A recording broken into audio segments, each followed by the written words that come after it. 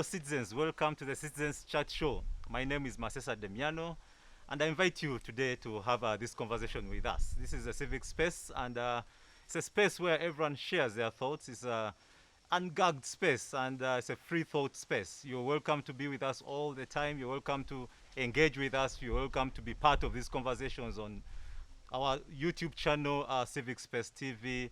We are live now on Facebook. We are on Twitter, Chat Show UG. Thank you very much for always being with us, and we are here. Just this week and a few weeks back, the world has been into a lot of events that have been happening, and today we want to try to reach out to these places and see what we can learn from these spaces.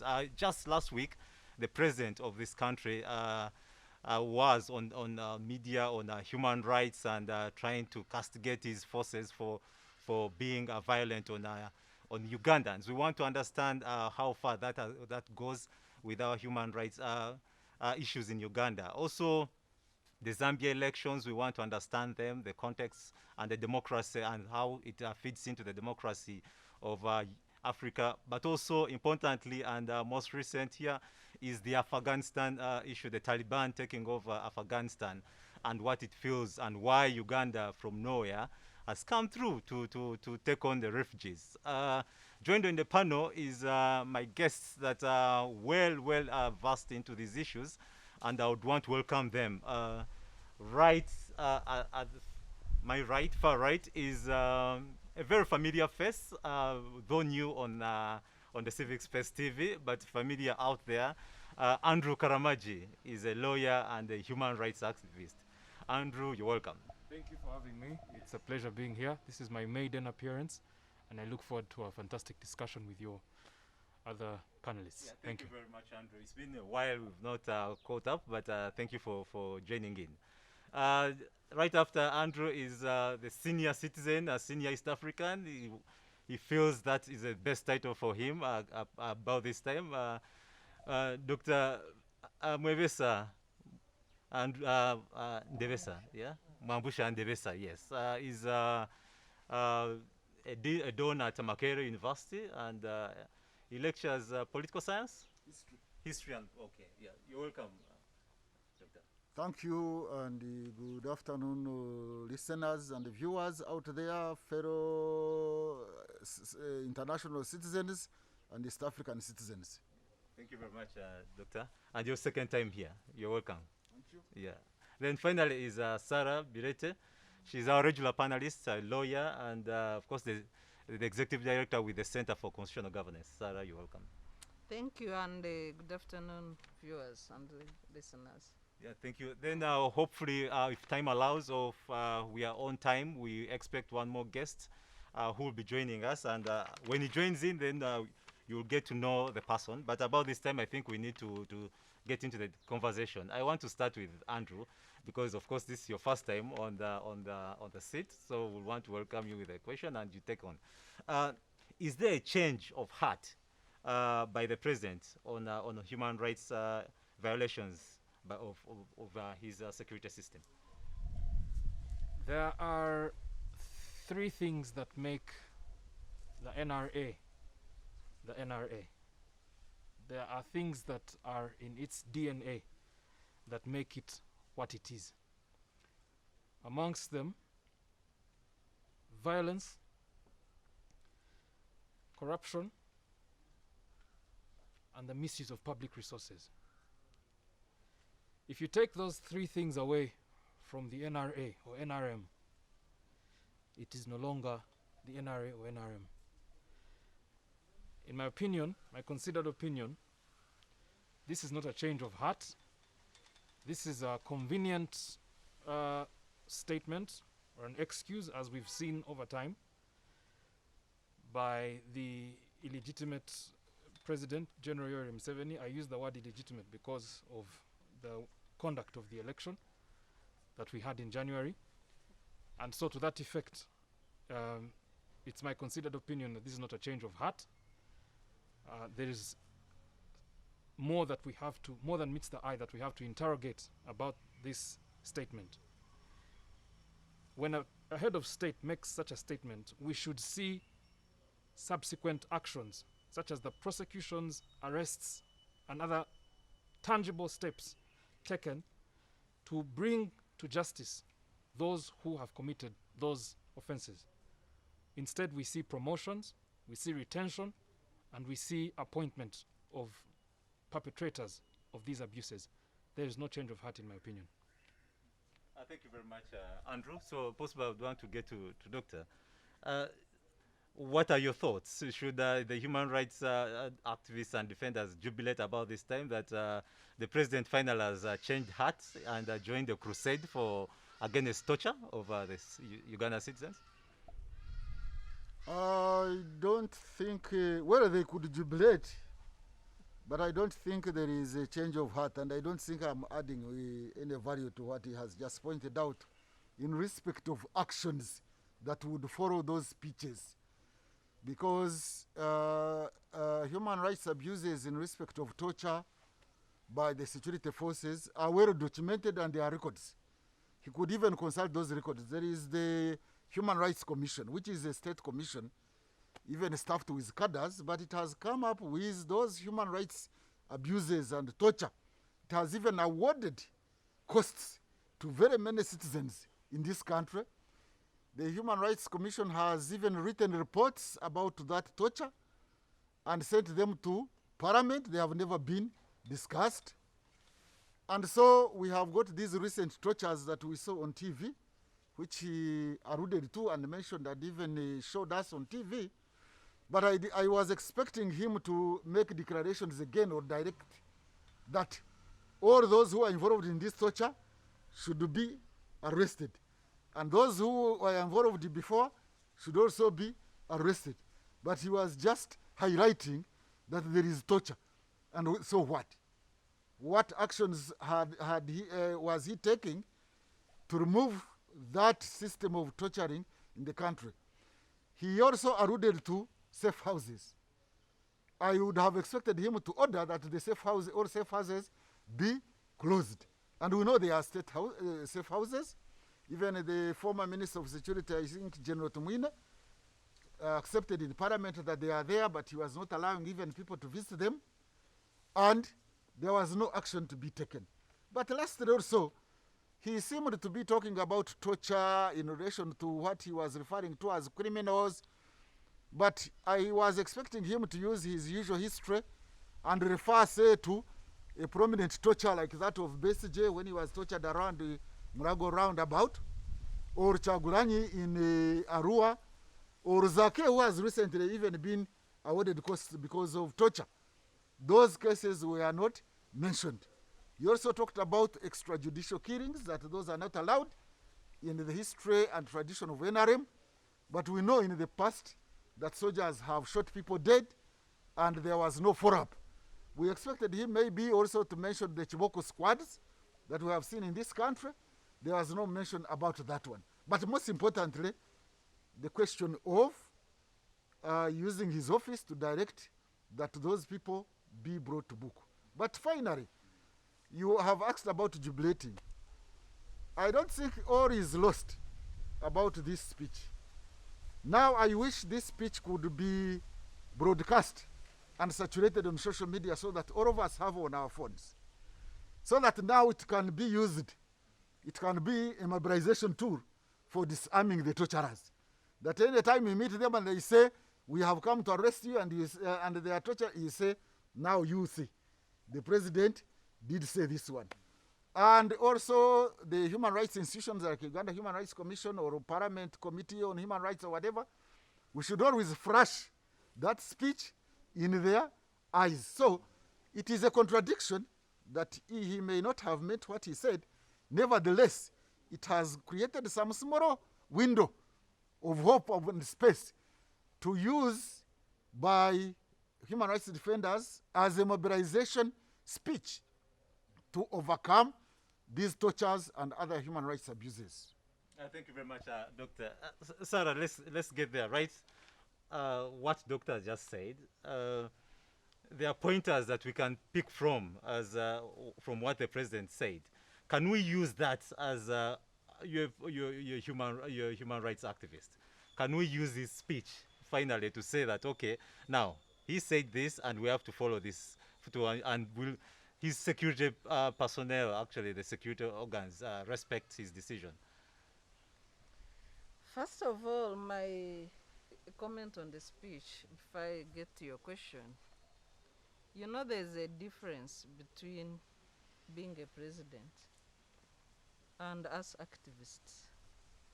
So I watched all that speech, but I was wondering whether the president was crossing lines from his duties and functions as a head of state and a fountain of honor, because fountain of honor is not a charitable title. As activists, we can talk the way the president did talk. And he seemed to be on the defense. On this date, I wrote this letter to this one. On this date. No. We have 46 articles in our constitution that give our president powers that he should exercise for the term he's holding office. So if president cannot lament, it sounded good. If it was a PR event, yes, we can give him some marks. But the president is not a PR practitioner. So what I had expected in that speech is for the president to say, yes, I think we have had enough of this. According to my sources, these are the lists of officers that even with my warnings and guidance have continued to act, you know, contrary to the laws and even the guidance I've given them as their commander-in-chief. And these are the actions I'm taking. First action should have been all the people implicated in human rights violations should have been ordered to vacate the forces because of the shame they have caused in this country. He did talk about the image of NRA, the repetition. So how do you just talk and then say, because his conclusion, he gave one action point that I'm going to sensitize. Our constitution in Article 4 created the Human Rights Commission, and its mandate is very clear.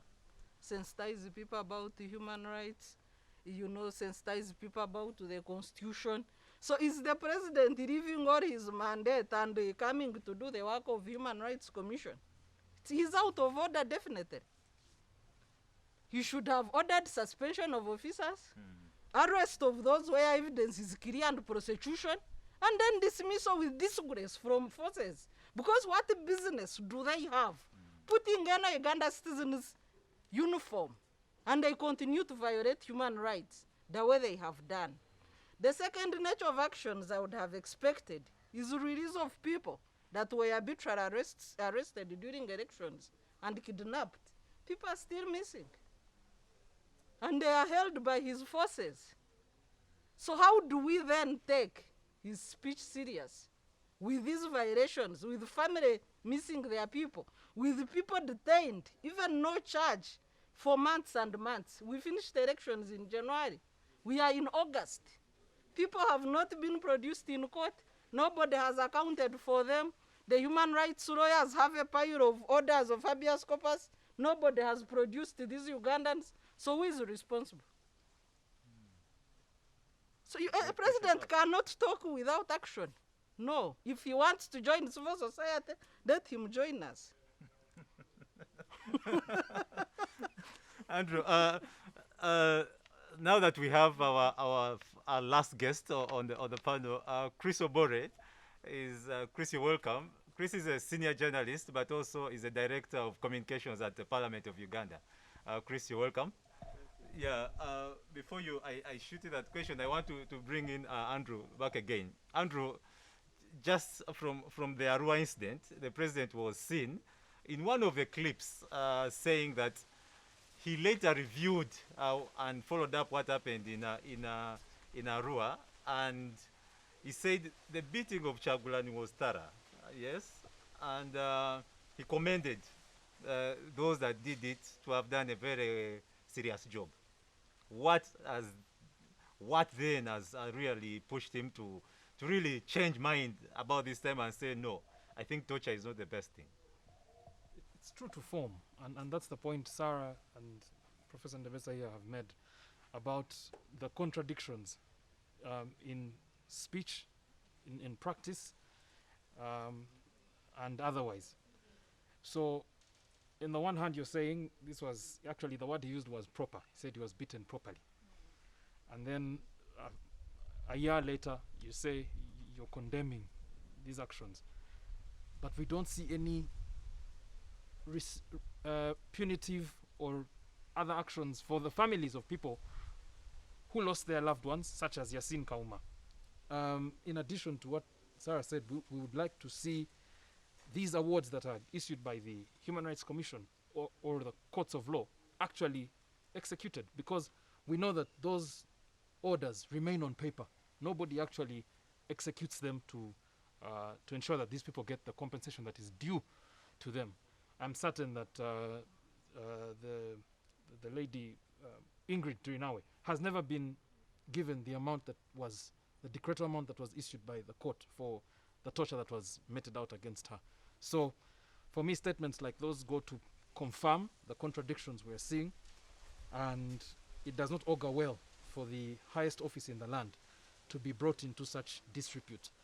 Playing videos of a head of state saying one thing and then another one showing him saying a completely different thing, it just does not augur well for anyone, not just for the president, but even for the public, for the dignity of that office, and for all of us as citizens and taxpayers. Thank you very much, Andrew. Then allow me bring in Chris. Chris, I will not allow you rest so much. We are on right there. We're asking, is there a change of heart by the president, yeah, in regarding the human rights violations by his security agencies? Change of heart by the president. I don't know what, why would you call it change of heart? But I think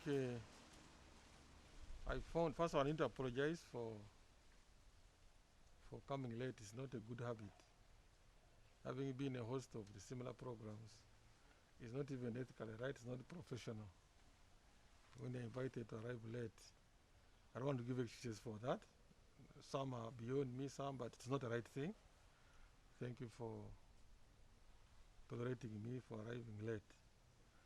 But the debate which I've found on is on the human rights, which I think is a very critical debate.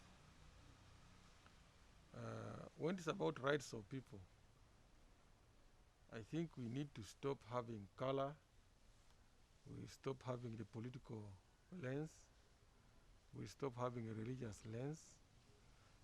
It's just about people. And it is a long and winding debate, either because of the nature of a human being. Some, if you are a political scientist, you look at the power and its usage. If you're a religious person, you look at the original sin of man. So there are very many ways to look at human rights. If you're an economist, you look from the perspective of resources and their allocation. If you are a lawyer, you look from the activist point of view. But all of that is because it involves people. So without appearing to just to defend or protect the actions of the state or the president, I think because of the complexity of the issues, human rights, sometimes solutions to them are equally so fuzzy. And what does it call for? Sometimes it calls for stepping back and actually examining even the people we think abuse rights. Why? Because we need to understand why. Because there's always the cause and effect. For us as the activists, look at the effect and it is nauseating, it is annoying. But sometimes to solve a problem, you look at the cause of that abuse, if so exists. So it brings me back to the institutional framework. It's the only sensible thing that the world has tried to bring to try to manage some of the complexities. How are our institutions running? How are they built? And what are they doing? In our case, if you compare with other institutions that we see respect rights, I think our institutions are still forming. How long should they be forming? I don't know. And therefore, you apply appreciative inquiry approach. And if you use that approach, we will begin to appreciate that for Uganda's case, I think there are some steps being taken to acquire or to reach a level where human dignity is respected. If we think all is gloom, history may not agree with us. But again, we cannot just look at history for the sake of it. We look at it to make ourselves better. So when we talk about the president admitting to the soldiers, stop doing this, I think first of all, it is a good thing to applaud. That yes, the commander-in-chief has taken note of this and has issued a public statement against it. Then the judgment I was here now coming, what about Arua, what about where, also are valid. But we also must appreciate that at least there is a statement from the commander-in-chief that please stop the violations of human rights. And by just mentioning that, systems now, institutions are beginning to react. Yeah, and I've seen... By reacting, can't we see a situation by now would have seen that those that were, like the videos, they clearly brought out the videos of the officers that were seen violating and actually doing that harm. By now, shouldn't we be seeing some of these officers brought to book, if really the statement meant it? Also a very valid argument. But again, you realize at the time, it happened to journalists in Kololo, sample were prosecuted. And also, if we are to use the internal framework, it means that the actions of the president have to trigger actions of the institutions meant to redress the wrongs. And that triggering does not happen by a matter of a week. Because you'll find within institutions, there is some inertia. I have always talked about managerial constipation in our public affairs. It's not about the presidency. It is about us. You find that now the president has spoken, but those who are supposed to respond to the president take time to respond. And even if you are a president yourself, you are not going to say police do this, UPDF do this, human rights do this, parliament do this, unless you are assigning him the responsibility to become totalitarian, which is not an institutional framework. I think instead of apportioning blame to the president, we should now the civil society should be challenging these institutions. Now that the commander-in-chief has said this, why is this not happening? But the tone I'm seeing here is like, the president is this. It becomes a bit political. If you push the president to the political point, it may be difficult to understand. Now, we should be investigating. The media, the civil society should be asking. Now, the president is against this, but there is this. Uganda police, what happened? UPDF, what happened? Courts of law, why are these cases not going on? The courts will tell you they have a backlog. Understandably. You may find certain things are not disposed because of the institutional weaknesses, not because of lack of the political intention that we are trying to allude all the time. So if we analyze it that way, we can generate a consensus other than putting them against us. So I prefer the appreciative inquiry approach, such that even those you think or you perceive are not doing anything, appreciate why you are saying what you're saying. But if all the time we keep saying, Arua this, Arua that, you are now taking cover, them and us. The result is continued suffering of the vulnerable most of the time. So all of us must be thinking about how do we protect the rights of the less privileged by generating an intellectual consensus, a political consensus, That enables us to look at ourselves and critique ourselves. Thank you very much, Chris. Sarah has a question for you. So, Thank you very much, Chris, and it's nice seeing you again after some time. You know, as you were submitting, many questions ran into my mind, but just quick reflections from you. You are saying we need to generate political consensus. We have a constitution that is 27 years old. I thought the constitution is the highest political consensus that a country can generate. Chapter 4 of that constitution clearly stipulates the rights and the duty of all state organs not to deviate or violate those rights. We have other laws in this country, including the Human Rights Enforcement Act. All these laws are ascended to, including the Constitution, by the President. And they are debated through generating political consensus. So what other consensus should we generate as a country? Secondly, do you think that anybody, you said we needed to understand why officers violate rights. Do you, in your view, think that any person who has no capacity to read and understand, for example, Chapter 4 of the Constitution, that is written in very simple English, because even primary children can understand the right to privacy, a right not to be, treated in human manner. So do we need to simplify further that chapter for these officers to understand? What is there for us to understand about violations of human rights? maybe also I would want to bring in our professor. Yes, make a rejoinder. Yeah, let me make some rejoinder also to Chris Obore's submission. But let me bore you with some traditional proverbial belief.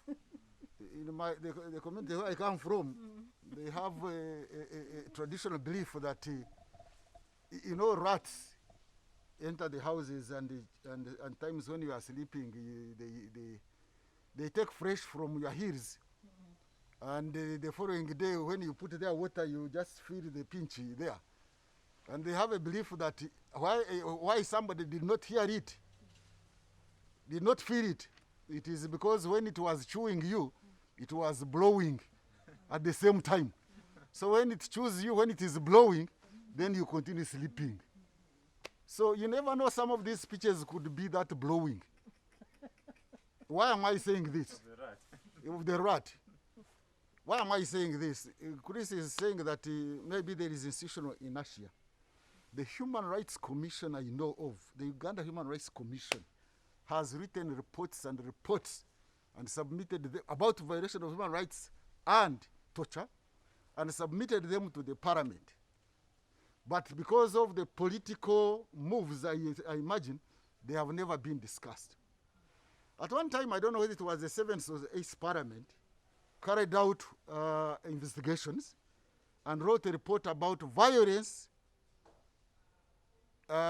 committed by security forces in elections, electoral violence and torture, but it has never been discussed. I thought Parliament did that, and he's there in the Parliament now, he knows, but they have never discussed it. So the Human Rights Commission reports. And then the statement he was making about Arua tortures, when the president said they were properly beaten. And you have also talked about Ingrid Turnout. I remember the president mentioning a humorous statement saying, when those soldiers touched the T-shirt of Ingrid, so that milking we saw in Bwaise of Ingrid Turnout, for the president, it was just touching her T-shirt. They just touched her T-shirt.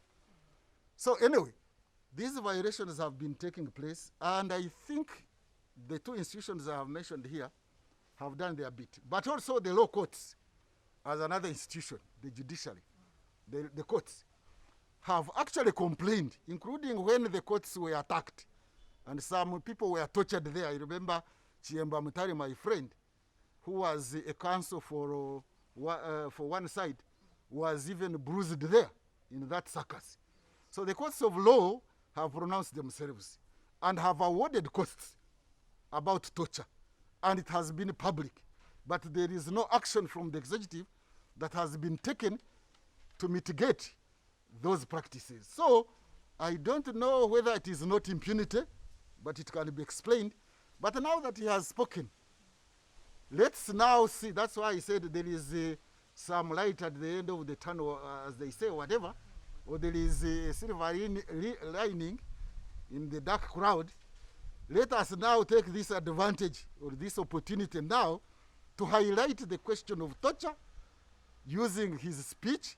And that's why I said I wish it could be saturated and it becomes viral and people arm themselves with it and put those who are torturing people to task, but also Parliament. Because we are going to have the minister in charge of security coming to Parliament defending these torture chambers, the safe houses. The Human Rights Commission will want to visit them.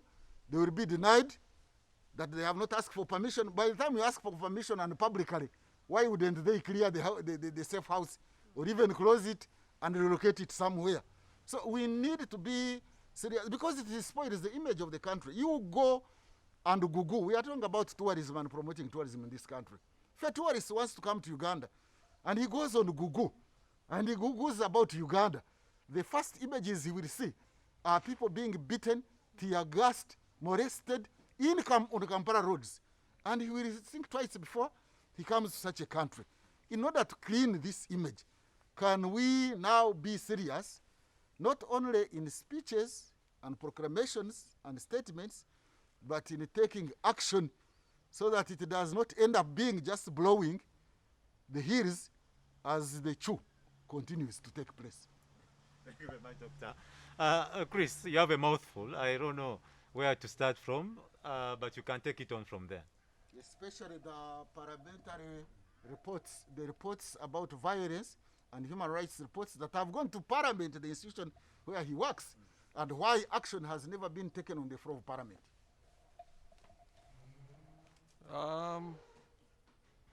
I think if I've listened to all the concerns, I think now I take the position of government spokesman. The way questions are coming.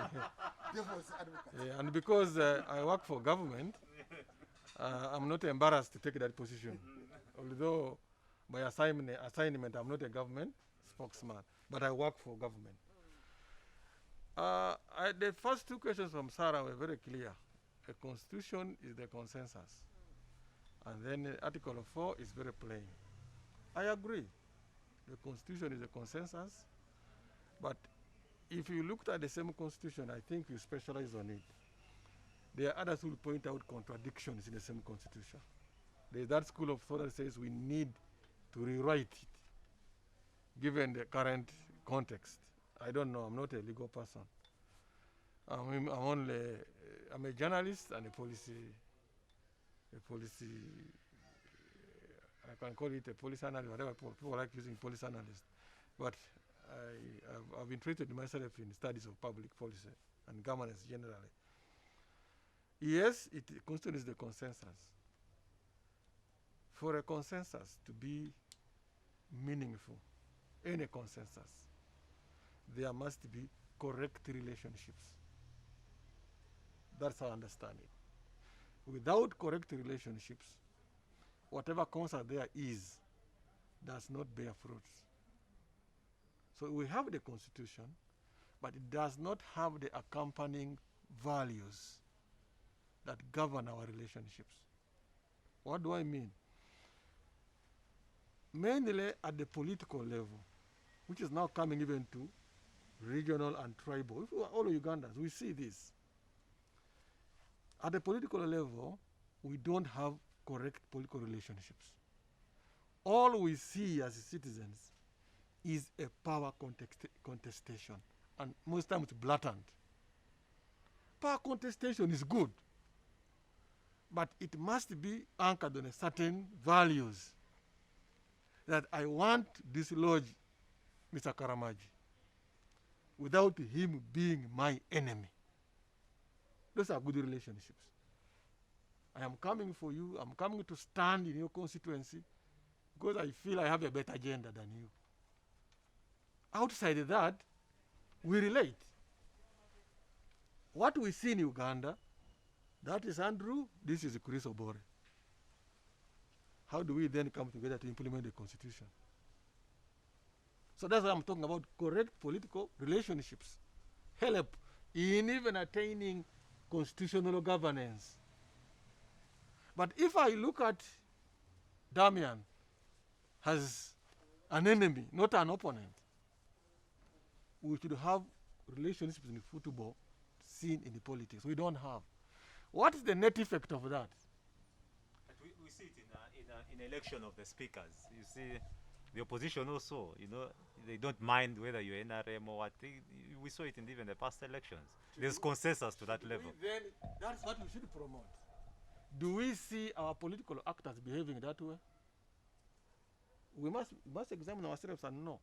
So I'm assuming if I'm President Museveni, even if I have mistakes, why are you abusing me?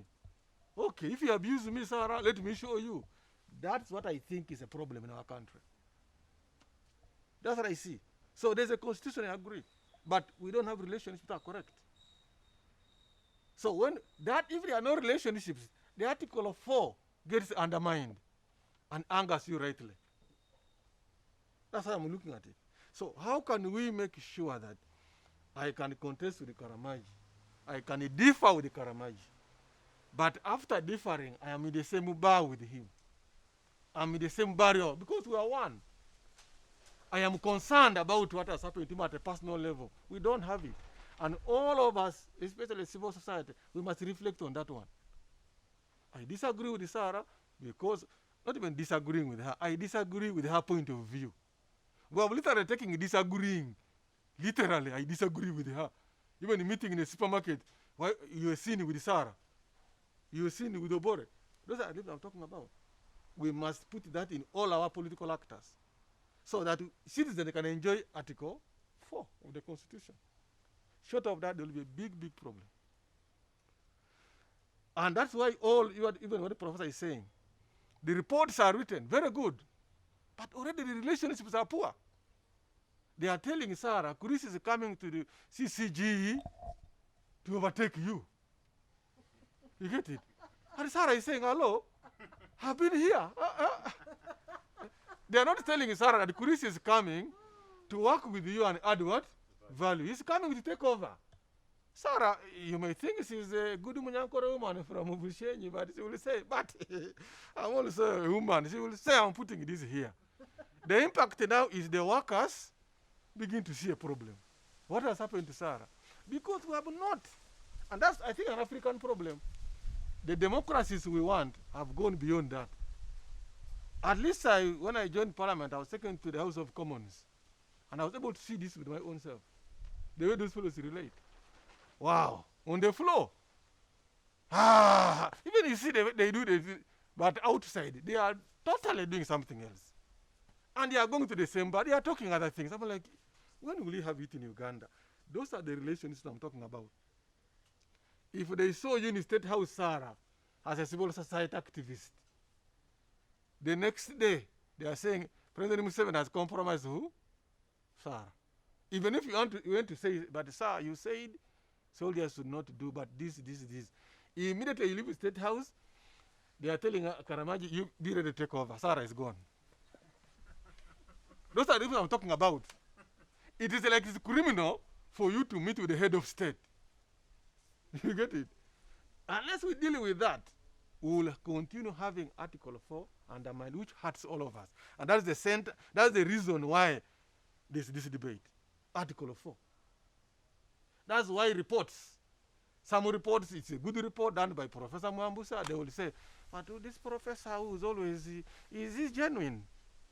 So the relationships are not correct. You will not see that he's an academic with the tools and skills to do a good job. That's what I'm emphasizing, that can we work out on our relationships? That even when we are different by intellectual orientation, by party orientation, by religious orientation. We accept that. That is Karamagi, that is Kuris, but here we are now in a bar, we are toasting with each other. Then we get somewhere, we say, on that one, I'm not with you. I'm voting Damian. Hey, I'm not voting you, Andrew, I'm voting who? Damian. Hey, but even after voting him, I'm able to come and discuss with you other things. We don't have it. I want to assume it could be a contributing factor to the actions that we see. Okay, right there, Andrew. Obore, just right after his first, what he said in the first, he said that at least about this time we should be saying that yes, the president said these words and they are a step in the right direction. Can we see this now coming up from you, the civil, the human rights activists, and you come out clearly and say, okay, thank you very much, Mr. President. Now, I think now we are good to go on human rights. Before Don't bias him to say thank you. before I say I said he thanks, can say, this is okay, Mr. President, but we need some. It is appreciative inquiry. It is a tool in academia. That this far is good. However, Sarah, this dress is okay, but if you had put the other shoe, it's different from saying, Sarah, you are poorly dressed. Are you getting me? So there's something I'd like to understand from my elder brother Chris. You mentioned there's a concept, I think it's your concept, Yes. managerial Constipation. constipation. Yeah. But I'd like to suggest another word before managerial constipation. So selective managerial constipation. Constipation. Why? Because, and I'd like to know what you think about it. We've seen certain bills stay on the floor of parliament or even get off the agenda on, say, things like health insurance policy, for a health insurance scheme for the country, for Ugandans, not being prioritized. We've seen attempts at increasing allocations to UPE, Universal Primary Education, in terms of the capitation grant, not being given the priority they are given. Yet, certain bills enjoy lightning speed, and even in terms of policy and enactment, get run through quickly. That's one. Two, we've also seen, you said the president cannot start saying, you human rights do this, you do this, you do this. But we've seen him directing procurement. Yet we have existing statutory procedures on how public assets should be procured and or disposed. We've also seen appropriation of funds, classified expenditure for defense and intelligence and so on being given currency over other issues that we think would benefit Ugandans better. What explains this selective inefficiency of government? I could even add and say the presence and absence of government at the same time. A government that is present when you least want it, beating me on the street, but completely absent when I'm giving birth in a hospital. Very interesting question. And it reminded me of, policy classes are like this, basically. It's a debate. You have construed my saying managerial constipation to mean at the presidency, from your illustration, which is not entirely true. The president is a manager, but more so top manager. Government has layers. There are layers of government. We know that. There is that, the executive, there is regional government, district government, sub-county government, parish government, up to LSU one government. That's government.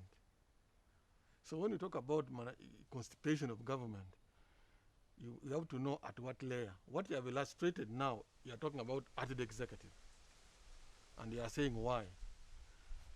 I don't sit in the executive, but all this I'm trying to use my understanding of good governance. And basically, if you have to define good governance, we put a lot of thinking, but it's just the behavior of those who hold the power. That is good governance. The behavior. How do they behave? There's nothing beyond that. So if you are talking about the president, he says this says procurement, for instance. A procurement directive is one CEO, the implementer. But a human rights directive, how do you tell a man in my village that the president directed don't beat your wife? You see the point? It becomes complex. Procurement is really an administrative decision. But we are talking about duty bearers. We are not talking about a man in the village beating his wife. Although it is also a human rights abuse. Okay. We may talk about We are talking about security forces and the commander in chief. Thank you. But then government is beyond the security forces and the commander in chief. That's what I said. They are layers of government. I explained that. And at every layer, they are duty bearers. You see, Chris, So there's one when we are difference. talking about giving directives, presidential directives has to be captured by government machinery. That's how I assume government moves. And if they don't, You get the point? If the executive director of PPDA refuses to implement a presidential directive, very easy. But if LOC3, actually, they have over 2,000 LOC3s. You get it? we see directives ignored. We see directives taken advantage of, and there's no consequence. Very good. Sometimes ignored. It may be you think ignored when the president is not aware the mechanism giving him feedback has not given him feedback. So not it could be ignored, it could be that he has not gotten feedback. And where does he get feedback? From the system of government. We are here. Why I didn't want us to reduce it to the president is he has his level. But again, there are other layers of government. Unless you are going to have a president who's, I don't know what kind of president, an angel, a spiritual leader, a seer, to know Damian is about to do this. So I would like us to critically accept, if he directs, let this road be done by so and so, it is Kajina to do it. And he's a full of Kajina. But if he directs now like he has directed, armed forces, no torture of people. Armed forces live in detaches in villages. And there are duty bearers there. So it needs a functioning system to bring the signals of the commander in chief. But what if it collapses in a sub-county? We know Africa. Why are you reporting Sarah? Don't you know Sarah is the daughter of Professor Ndebesa? I don't understand. You leave. Sarah, you also forgive. We have seen those cases. So human rights continue to be abused. So there's that level where it is about who we are. Then the duty of these who lead us. But then we need to hold them accountable. I believe in that. We must hold everybody accountable. But then we must also be responsible. Do we hold them accountable from a point of knowledge? Sometimes not. It is you who's a lawyer who understands this. You're driven more if I'm to read, if I'm to guess, just electoral conjecture. You're driven by your knowledge, the power. Knowledge never leaves you the same once you interact with it. So it is pushing you to say this is wrong. But sometimes when those you are pushing for, sometimes you can think you're a mad person. Because if they are beaten today and you are given 300,000, they will disown you. They say, for me, I've got my 300,000. So the job is bigger. So you cannot condemn. You don't condemn the president without looking at the environment in which he also operates. Before we leave this, can I come in before we leave this? Yes. I think we are digressing a bit. Let's go back to torture and issues of violence. And maybe we don't complete this topic without seeing the way forward, the attempted way forward or suggestions. I think there is a continuous pattern of this violence. It has been there, and this torture and it's a behavior issue, but also it is an institutional issue. It is a political issue. And if I read into Museveni's background, some of you do not know, but I can tell you and the viewers out there, is that while at the University of Dar es Salaam, during those days, undergraduates in all departments used to write graduating papers. And his paper, graduating paper, was titled Fanonian Theory of Violence and its Verification in Mozambique. He actually first went to Mozambique to carry out his fieldwork study for that paper. And in that paper, when you read it, he is qualifying and supporting Fanonian theory of violence as a mode of liberation. That violence liberates, emancipates. And it seems he has not changed from that perspective. Although that was a paradigm during the decolonization era. But now, in order to have a break with the past, we need to have a paradigm shift away from looking at violence as an instrument of governance. You know, in Uganda, that has defined the NRM since it came into power 35 years ago. You go for elections, and some candidates want to go and consult, actually. They are allowed 1 year to go and consult, but you want to go to consult, they stop you. Here we are talking about civic space TV. You are not allowed that space through violence. When you try to go there, they will beat you, arrest you violently, and take you to prison, and actually even release you without any charge. But the violence will have worked.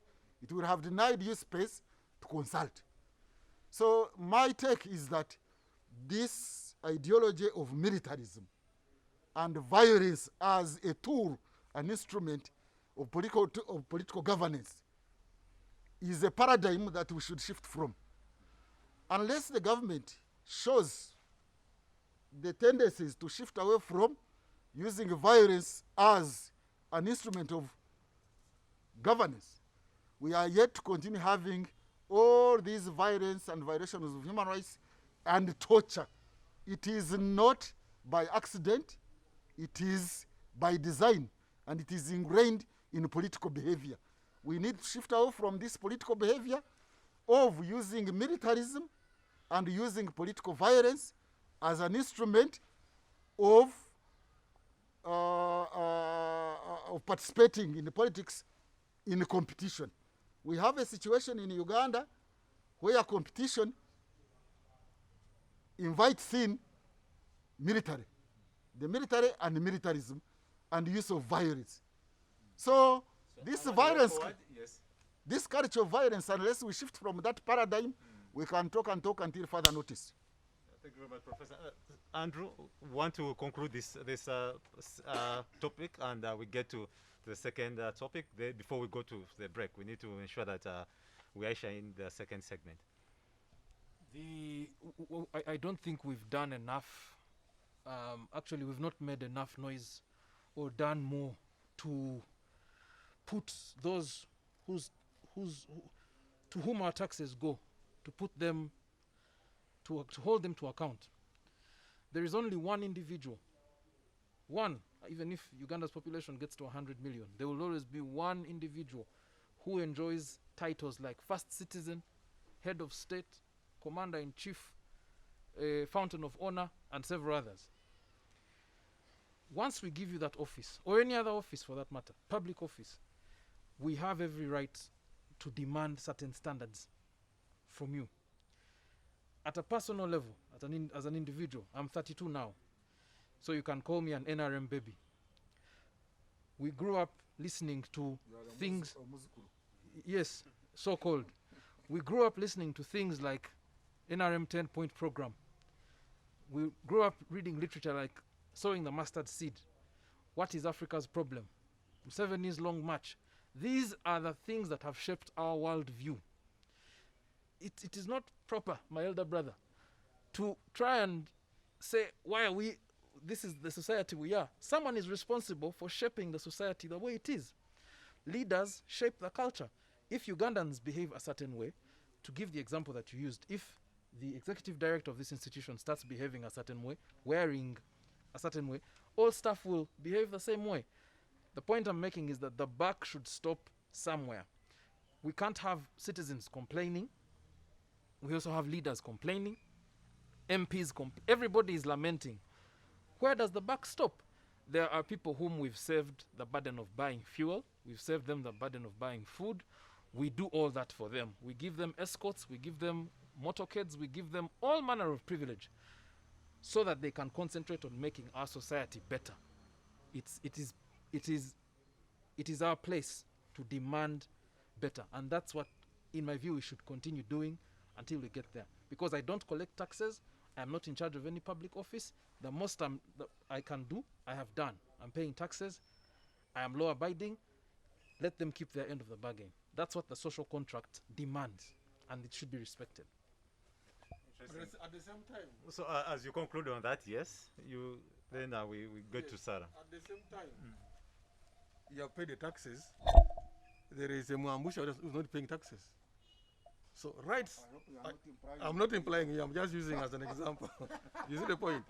There is a Karamagi who's paying taxes, and there's a Zambian who's paying what? Taxes. They are all demanding the same. So that's why rights, I'm not against rights. That's why it started from.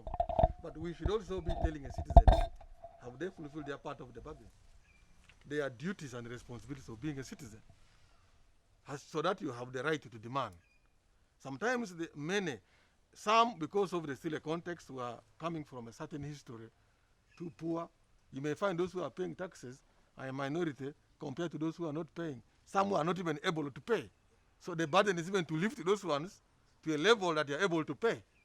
So that they can also begin feeling the pinch the way you feel. That's the point at which I think we shall have responsive leadership. Leaders respond to the environment. That is a fact. There is what we call,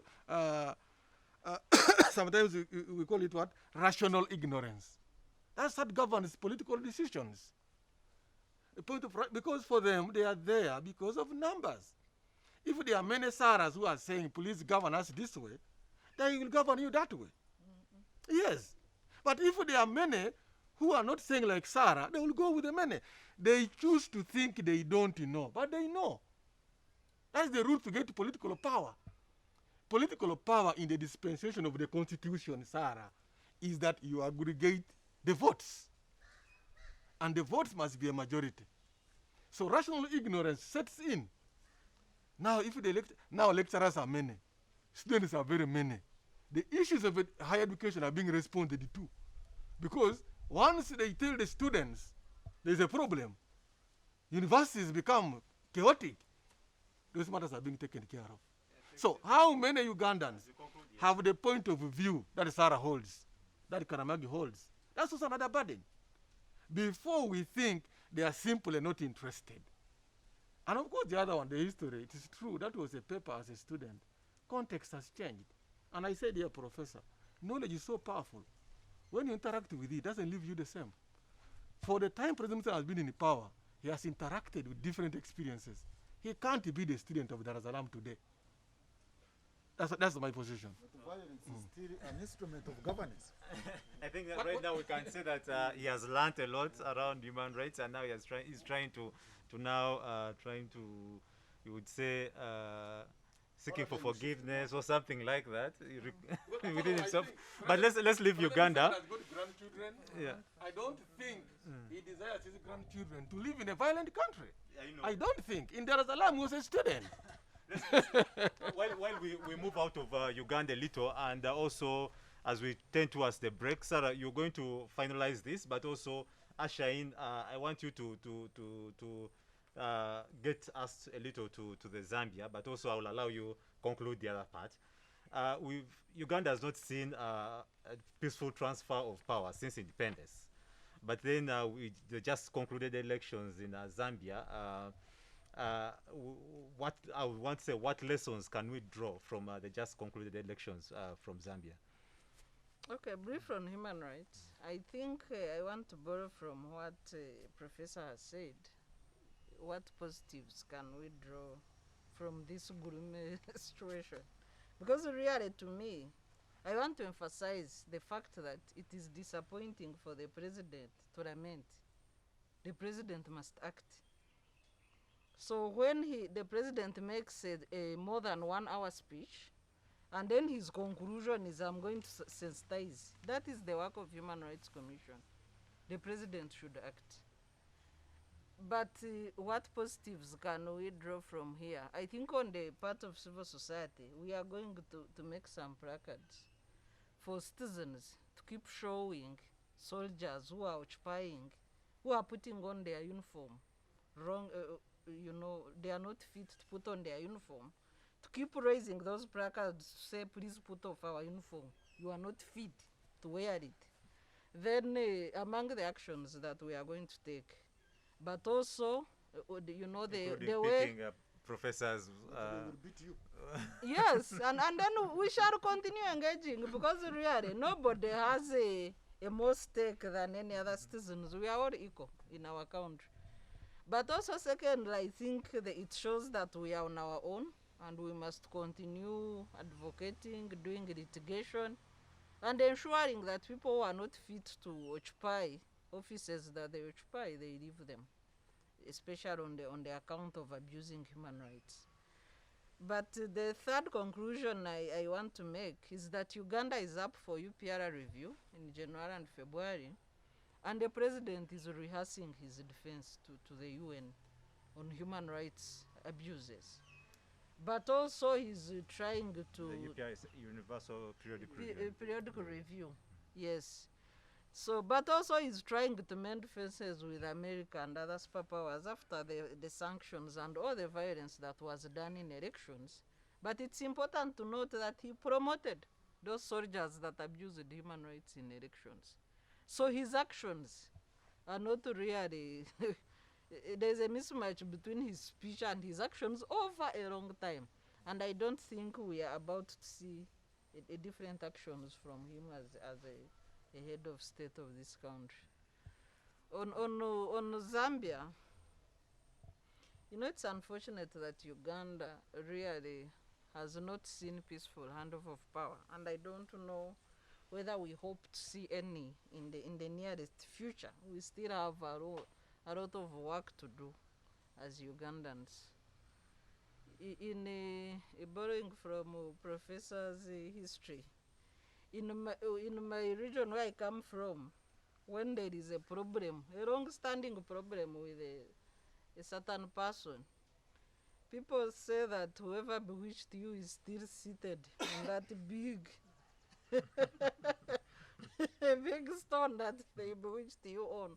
So I don't know really where we went wrong as a country, that for close to 6 decades we cannot get our politics right.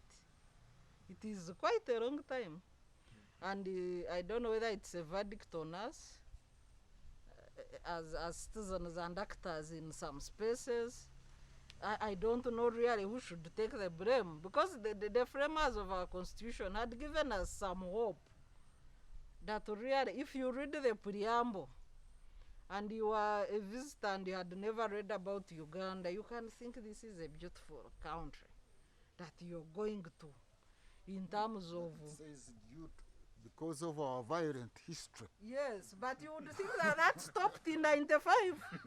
So if that violent history and instability that is recognized in the paragraph, you know, right at paragraph 1 of the preamble, then paragraph 3, which says permanent, the constitution must be permanent in nature, meaning that provisions should be tested, tried, and then reviewed if they are not working. And the conclusion, where the delegates thought they had delivered the miracle, we give ourselves and our posterity, you know, this beautiful constitution for stability of this country. Thank you very much, Sarah. So, I think it is. We don't want to exhaust this interesting part of the conversation right now. Let us have a break and continue from there. Thank you very much, viewers. Let's just break off for a few minutes, then get back and follow this conversation through. Thank you very much. The Citizens Chatroom happens every Friday at 2 p.m. on Civic Space TV Online on Facebook and YouTube. We invite you to be part of this conversation. Civic Space TV, freedom always. Welcome back from that short break. We ended at a high, and we need to maintain that. Kindly follow this discussion. It's live on Civic Space TV. Kindly like that button, subscribe to that YouTube channel, and be part of this conversation. We're also running live on Facebook, but also on Twitter, hashtag ChatShowUG. Put your comments there, put your thoughts there. We'll pick up from there and also engage with the other bigger part of the civic space. On the panel, and today the people that joined me right from the far right is Chris Obore. Chris, again, thank you very much for being with us. We also have Andrew Karamagi. Thank you, Andrew. Mwambutsya Ndebesa. Thank you very much, Professor. And Sarah Bireete, our regular panelists, who are part of this conversation. Right there, Sarah, we ended at a point where we're trying to draw lessons from the Zambia elections, and you're trying to put your final conclusions to it before I can invite in the historian here, Professor. Okay, thank you, Demina. Still giving the topic some, perspective. But in brief, the framers of our constitution had put safeguards for peaceful handover of power. And among them were term limits, age limits, and then free and fair regular elections. The three safeguards. We have since removed term limits and age limits from the constitution. And as per the Supreme Court record, in the three presidential elections since the enactment of the constitution, Uganda is yet to enjoy a free and fair election. So all our safeguards for peaceful handover of power are not operational. Some were removed and the only remaining one has not been operationalized. But going to the Zambia experience, I think Lungu was the third incumbent to be defeated while in power. The first was the very first president of Zambia, President Kaunda, was defeated while in power through a free and fair election. And the joke was that before he handed over power, he asked his cadres to check how the army had voted. And when he was told that the army voted him out, then he knew he had to immediately hand over power and leave State House. The second one did not wait to check how the army had voted. I think a precedent had been set, and whoever holds power in Zambia knows that they can be defeated in an election as an incumbent. But many African countries have challenges of incumbency. We know how ours conducts himself as an emperor, and it's almost criminal even to contest against him. You are the most wanted person. And if you have some following, then you immediately be treated like a treason suspect for the rest of your life. We see how Kizza Besigye is being treated. We see how Bobi Wine is being treated. So I do not think that we even qualify to call Uganda democracy. Thank you very much, Sarah. We shall know as we are progressing. Maybe we shall come to a consensus. Professor, right there, you're a historian and you can draw some lessons from this. Do you think we are partly, actually, Uganda can pick something from some of these events happening across the continent? Just to remind ourselves and the listeners out there, the joke when Kaunda lost power as an incumbent, his colleague, Mobutu Sese Seko of then Zaire, raised a rhetoric question. How on earth can you organize an election and lose it? So we still have Mobutuism here. So you cannot organize an election and lose it here. And that is the challenge we have. I think in some of these countries of ours, we don't go for elections, or presidents don't organize elections to lose it. And in our case in Uganda, President Museveni even mentioned it one time, publicly. He was, I think, somewhere in Ruwero. I still remember, somehow I've been following his speeches. That is the time when there was a controversial election outcome in Zimbabwe. And he asked a rhetoric question, that do you think if this chap, he meant Sanjirai, had won, that Mugabe would have handed over power to him? Revolutionaries don't hand over power like that. Has Museveni stopped being a revolutionary? So we go for elections as a matter of legitimizing power, but not to change the president. So in Uganda, as Museveni, that he can hand over power is out. So we don't go for elections to have the president changed in Uganda. Because that's why before elections take place and people want to go for consultations, all of them, whether it was Mama Mbabazi, Kizza Besigye, or Kyagulanyi, or General Tumukunde, he does not allow you to consult. In other words, the other issue we were talking about earlier on, about violence as an instrument of politics and governance. So political competition in Uganda is militarized. We're back, by the way, since 1967, 71, 1980. We have militarized political competition in Uganda. And that's why there is violence, not only between the party and the party, but within the party. I don't know how many people died, by the way, who are candidates during the, who not only candidates, those who got involved in the last elections within the NRM primaries. Very many of them. So here, like they say in some vernaculars here, that elections is a karuru, enduru. It is an alarm. So here, elections is an alarm. So in an alarm situation, you don't expect to change presidents like has happened in Zambia. But also, there is a responsibility which Chris was talking about of the citizens. There is I think, a structural makeup of Uganda. Zambia's urbanization is far, far higher than in Uganda. And you know, urban people are politically conscious compared to rural people. So if Uganda could attain even an urbanization level of 40%, even militarism would have a limit. Yeah. But we are basically rural, and most of the rural dwellers, the agrarian people, the peasants, for them, they don't pursue political rights. They pursue survival rights. But a person in the urban center, even when he is not educated, he is in Chisenyi, he is in Chiseka Market, he is in Karerwe, you cannot easily take away his vote. And that's why incumbents in Africa normally lose in the urban centers, because the urban centers are more politically conscious. So these people who are involved in political consciousness, they have a lot to do to conscientize the people about their rights. But then the circumstances may not allow. So Zambia is in such a way that it is urbanized, but also they have not had a military coup since independence. And their politics has not been militarized.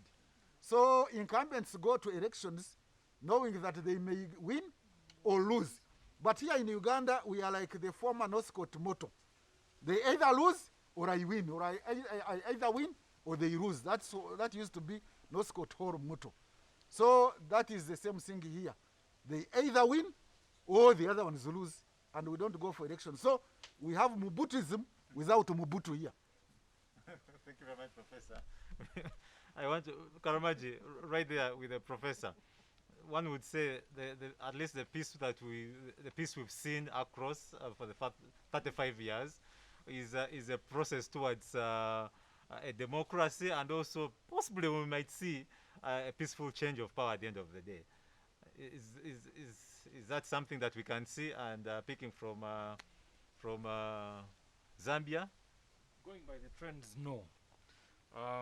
Viewers might want to know that there is actually no major difference. I have had the benefit of living in Zambia. There's no major difference between Zambian people and Ugandan people. In fact, our languages, a number of them, are interconnected. The younger generation here might, which is the majority of people watching, might know Radio and Weasel's song Potential. It has words which people think are Ugandan, but they're actually from a language called Bemba and Nyanja, which are the same languages here. I'm bringing this out to say there's nothing special about Zambians that we Ugandans cannot do. We simply have to take up we have to get up and get involved and participate. Voter turnout numbers in the Zambian elections were significantly higher than what we often see in Uganda. We like to treat, even when we talk about urbanization, we like to treat election day as a day to go and play golf. We take it as a public holiday to rest. Someone cannot stay in a line for half an hour. They just want to, that kind of despondency cannot get us the transition that we're looking for or what we've seen in Zambia. We have to participate. And really, it's about political culture. You had Zambians protecting the vote despite intimidation, despite attempts at, turning off the internet. You have civil society going to the courts. So you see functional institutions. The High Court ordered for the internet to be restored in that country, despite what was being done. And ultimately, you now have Edgar Lungu, for all the wrong things he might be accused of doing, he has now earned himself a seat amongst leaders who have conceded and left power peacefully, handed over power peacefully. I wish he could make an invitation to the general here and their friends to also, it may not be too late for him to also consider similar transition. Yes. Okay, right there, I want to understand. So, we have a situation of apathy, of course. That's when one would call it apathy. You see, people have been participating into elections in Uganda, and one would want to agree that at the end of the day, it is still the same thing. The results will be the same. Then why do we even need to participate? I think what is that we can possibly change to ensure that at least we see all citizens involved in this kind of process? All repressive systems. Let me give maybe 3 examples. Jim Crow legislation in the US, slave trade, or apartheid here in Southern Africa. Those systems spanned over 80 years or 100 years plus, but people endured. There were things like the civil rights movement. People fought, and so this period that we've had here does not compare. We can't get tired now. We have to keep pushing until we get to where it will not come at no cost. These are rights that we have to fight for and win and then own them. It's not a miracle that Zambia is the way it is, or any other democracy that we admire. We must keep on fighting, particularly on the issue of elections. Low voter turnout, this has been proven by people who study elections. Low voter turnout helps rigging. Low voter turnout makes rigging easier. By comparison, a higher voter turnout makes rigging harder. So the more we participate in elections, the more chance we will have to produce the kind of results that we hope to have. It won't happen at no cost. Yeah. Thank you very much, Andrew. Chris, your thoughts on this? Do you think we by change of government is the ultimate show of democracy? That is where Peacefully through the vote. that is why I may have a slight divergence of opinion. First, Zambia. I've not lived there, but I've been to Zambia. You discover that there's not much difference with Uganda, like you said. I agree. But also, if you notice Zambian parliament, there is no requirement for O level to be a member of parliament. I think senior 4. Even in senior 4, when I was there, they were debating to remove it. They were debating to remove senior 4. But in Uganda, even with S6, we are saying. So I'm trying to tell you that sometimes we preoccupy ourselves with matters that are not too significant. Because politics, if it is the way it's supposed to be played, education levels don't count much if systems are working. Because the recruitment of politicians is by masses, and the masses through their interests.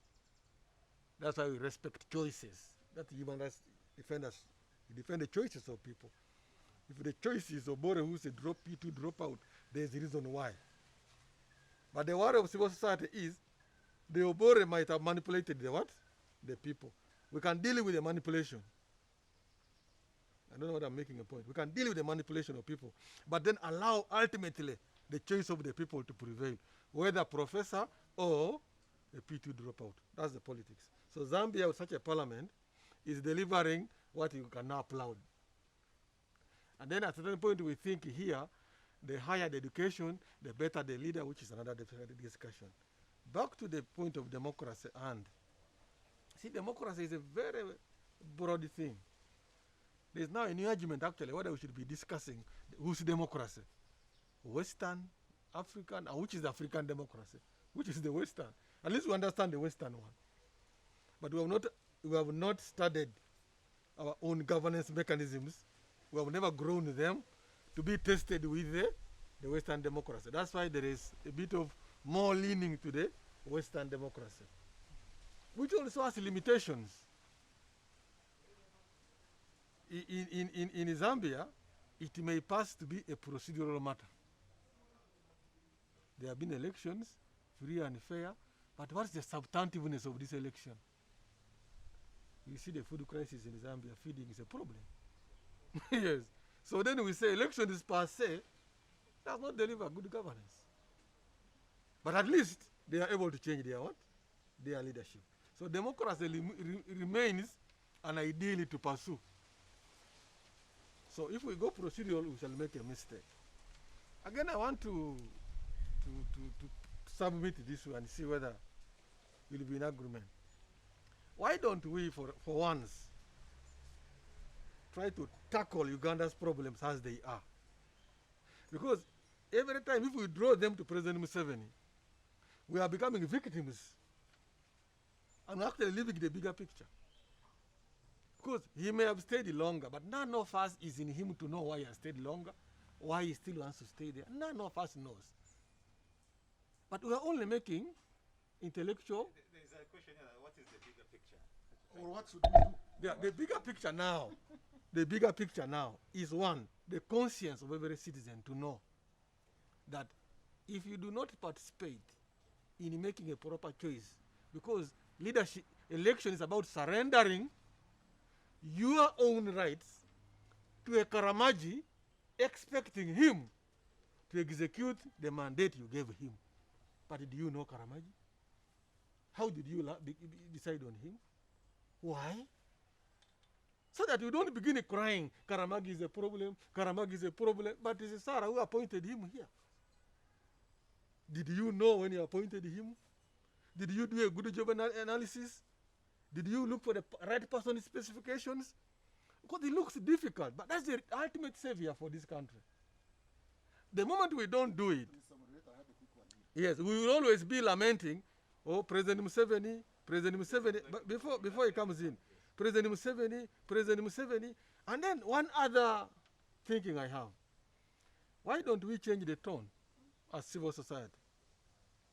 Because I see in Uganda, civil society looks to be more concerned about what's happening to the people than the political actors. Political parties are not preaching what civil society is preaching. Why is the danger? It's not that you're doing a wrong thing, but where is the danger? It places you as the opponents of government. No, I am saying, could we then broaden and say, you, Mr. Museveni, you are not able to do this. We think it is.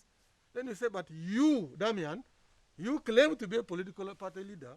Your party is not doing ABCD. What are you doing as a political party?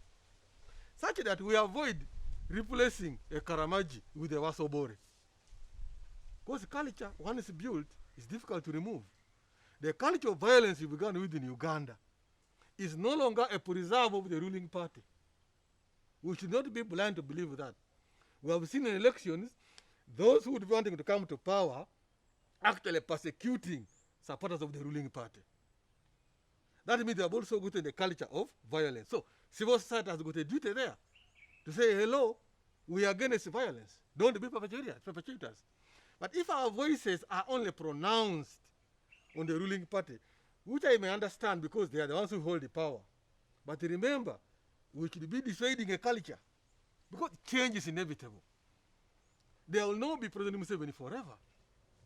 They will not be there, and he knows it. But should we get preoccupied with the Sahara, when a Damian is even learning more and coming worse? So I think let's moderate the voices. What if Thank you very much. I need to bring in Professor. You had something to ask Chris. Personally, I don't think citizens participating in elections in this country would make any change. That is my point. Unless you first look at election administration. No, before administration, there is a law. Normally, election laws are delayed deliberately so that people do not participate. There could be more I can talk about election laws. Now, election administration. We have talked about having an independent electoral commission, which does administration. You know how the electoral commission is appointed here and how it behaves. You remember how the chairman of the electoral commission, Mr. Byabakama, the other day when they asked him why he did not do something about people being tortured, He says, me, I don't have a TV. Can you imagine that statement coming from somebody who claims to be the chairman of Electoral Commission?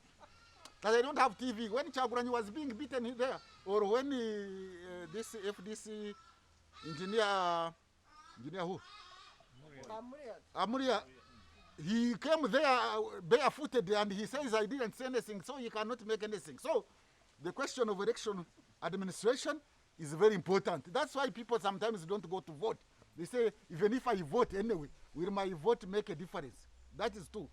Number three, after election administration, there is election policing. How do you deal with this police, which would arrest somebody because he has gone to a radio station? You don't allow him to go to a radio station. When he's there, you switch off. So election policing is partisan. That is another thing that discourages participation. Now, there is election adjudication at the end of the day.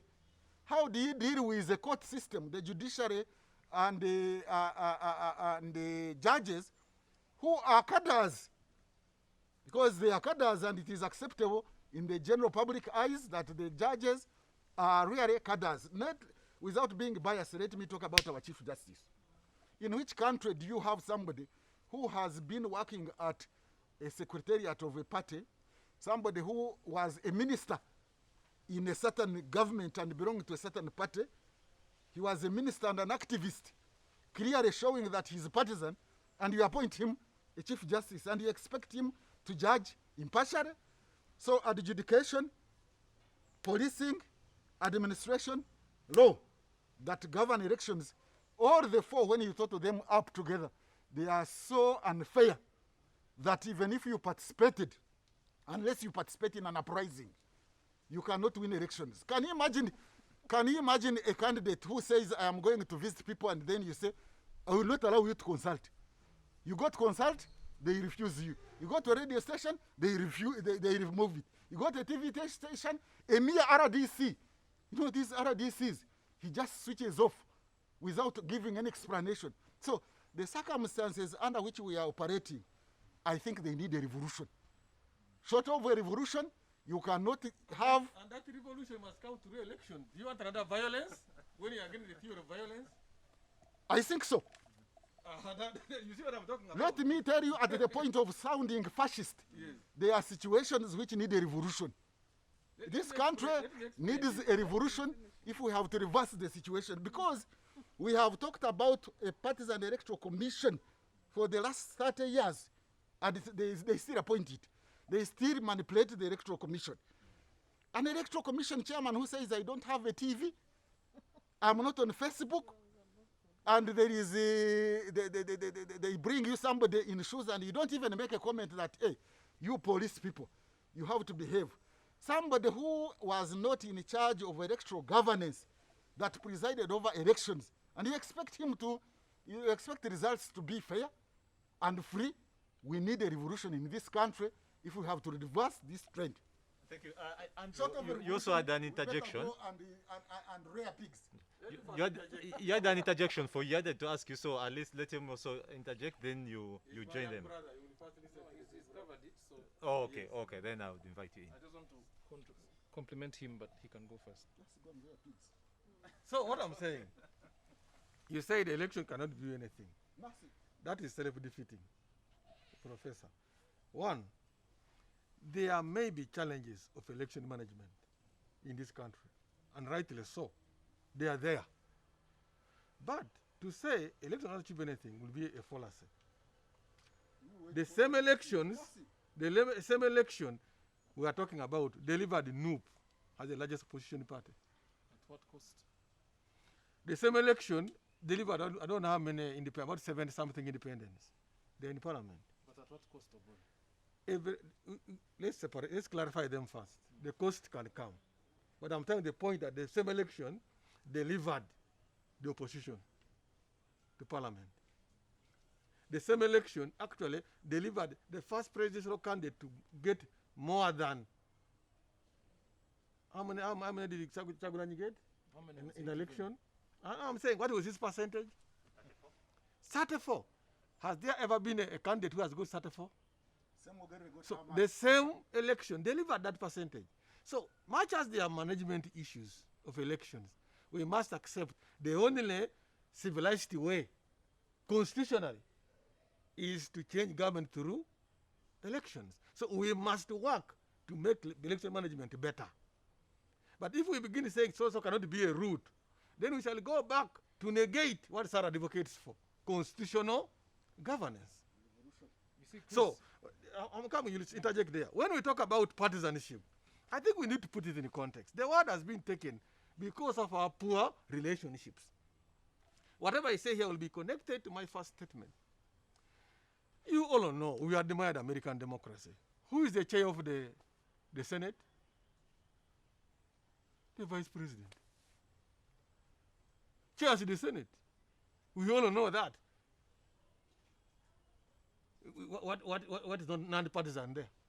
But because their relationships are correct, it can happen. We are talking about the judiciary, independence of the judiciary. We are talking about Justice Owunyidolo for heaven's sake, really. Unless we have issues with him. If we, but Senate is chaired by a party leader in the U.S. You go to you are the lawyer, Karamagi, you are the lawyer, see, I'm not. What is the highest appellate court in the UK? It is a Committee of House of Lords, which is a political organ. Courts can do. So sometimes we overemphasize the independence without to understand the interrelationship. Yes, we must be independent in the way we execute our duties, but we cannot be independent within the country. We are same country. We assume we have common interest. So it is not a falsehood that the highest appellate court in the UK, where we borrow the Westminster democracy, parliamentary system, everything, is some committee, I don't know the right nomenclature, they call it. After the High Court and wherever, it comes to this, a political committee. But with proper representation. What I'm saying, it's not even the representation, it is the relationship with Sarah. At the end of the day, they all feel about UK. Whether you're conservative, whether the other one is called what? Labour, whether what, you can disagree, but you must all have a consensus that we are all for UK interests. And unfortunately for us, because Justice Owunyidolo has ever worked in the State House, therefore it should not be touched, it should not be, no. That's one of the brilliant lawyers we have. That is a fact. It's not cognition. So, if we say, oh, because Sarah worked with this one, so therefore, no. No. Independence, yes. But to what end? That is why the Senate in the US is chaired by always a vice president. In the UK, all of your judiciary can go. There are cases where the judiciary has finished, it has to go back to that Committee of House of Lords to pronounce themselves. So independence is not absolute, as we say. No, it's not absolute. So let us begin to appreciate it that way. Then we work, for me my emphasis here is, let us work for those articles Sarah talks about, the Constitution. Article 4 is suffering, Sarah, because we have poor relationships that have disabled us from seeing that even with our differences, we are still one people. My concern is there. Otherwise, if we go into pinpointing, tomorrow I will say this Karamagi with a bald head, you're even a young man with a bald head, you are useless, then it was, all of us require honor. Why are you fighting for human rights? Because you want every individual to enjoy honor, respect. Everyone needs it. I need it, Sarah needs it, a teacher needs it, the president needs it. But if we are seen to be dishonoring him all the time, do we expect to get honor? And if he dishonors us all the time, does he expect to get honor? That's where the balance should be. So let's take the middle position and check all excesses. That's what I will say. We are moving to a direction. But there are those voices which are too extreme. Some force must come and say, no, you're extreme, but there is this middle line. Which should be the Electoral Commission also. Not only Electoral Commission, that's also, that's just for elections. Electoral Commission cannot handle our relationships. One, it has to become a political culture. Zambia, which are they appointees of the president, the Electoral Commission, the body? Electoral Commission of Zambia. Yes. I need to check the appointment process, but what I know is there is a thorough vetting process that involves even the public, public participation in vetting of commissioners. And this is critical. Thank you for asking that question. the constitution of Uganda, and I'll relate it to Zambia, is designed in a way that it assumes that no person is going to be president for more than 10 years. That's the original document we had. Meaning, you will not have a situation like we have today, where from the magistrates Permanent incumbents. up to the Supreme Court, all judges in those levels, from the magistrates through High Court to Constitutional Court or Court of Appeal, up to the Supreme Court, have been appointed by one president. The same is true for commissions, authorities, parastatals, and other government institutions. What does that mean? It means there's a threat to this person who has been appointed as a head of a certain institution by the same president, and this person doesn't see any opportunity or chance that this person is, the appointing authority is about to change. But in Zambia, you have judges, let's use judges for example, who have been appointed by maybe 6 presidents or 5 presidents. So there's nobody fears. Even this new one, they'll tell him, we know you're here for 10 years, so we're telling you this is the position, you're not going to do anything to us. That's what's lacking here. And so that permanent incumbency, a player, there's an analogy that is used a lot in Uganda. A football player, one of the players is appointing the ref and can dismiss the ref, as this one did in the middle of an election process. He dismisses and says, I do not want to see those people there. You know? How then can you have the credible elections management body you're talking about? So in a nutshell, we're trying to say that if we have or we reinstate the term limits, then we are at least one step ahead. It's the crucial safeguard we need for... But it is only one. There are other factors. There are several others, and yes. procedures. But those, the term limits was a critical component of our constitution. And please let me say this. People will relate better to this, because at the end of the day, we want fellow citizens to appreciate the points we are making. If you remember in your primary school, we all had sweaters. If one thread comes out of the sweater, the temptation was to pull out that thread. But you realize that when you pull the thread, somewhere else gets messed up. When you pull this other side, then you've messed up this part. So as you keep pulling, the whole sweater becomes a mess. It gets spoiled. That's the model of the constitution that we have. That when you touch one part, you affect all other provisions. Now, this constitution has been mutilated in its 27-year lifetime. Maybe the sweater is poor quality. So badly that we are now where we are, We're trying to say our position is having discussions like this, you know? When you So- tamper with the basic structure of the constitution, You mess Yeah. up the whole thing. But who should appoint the EC? That's the question.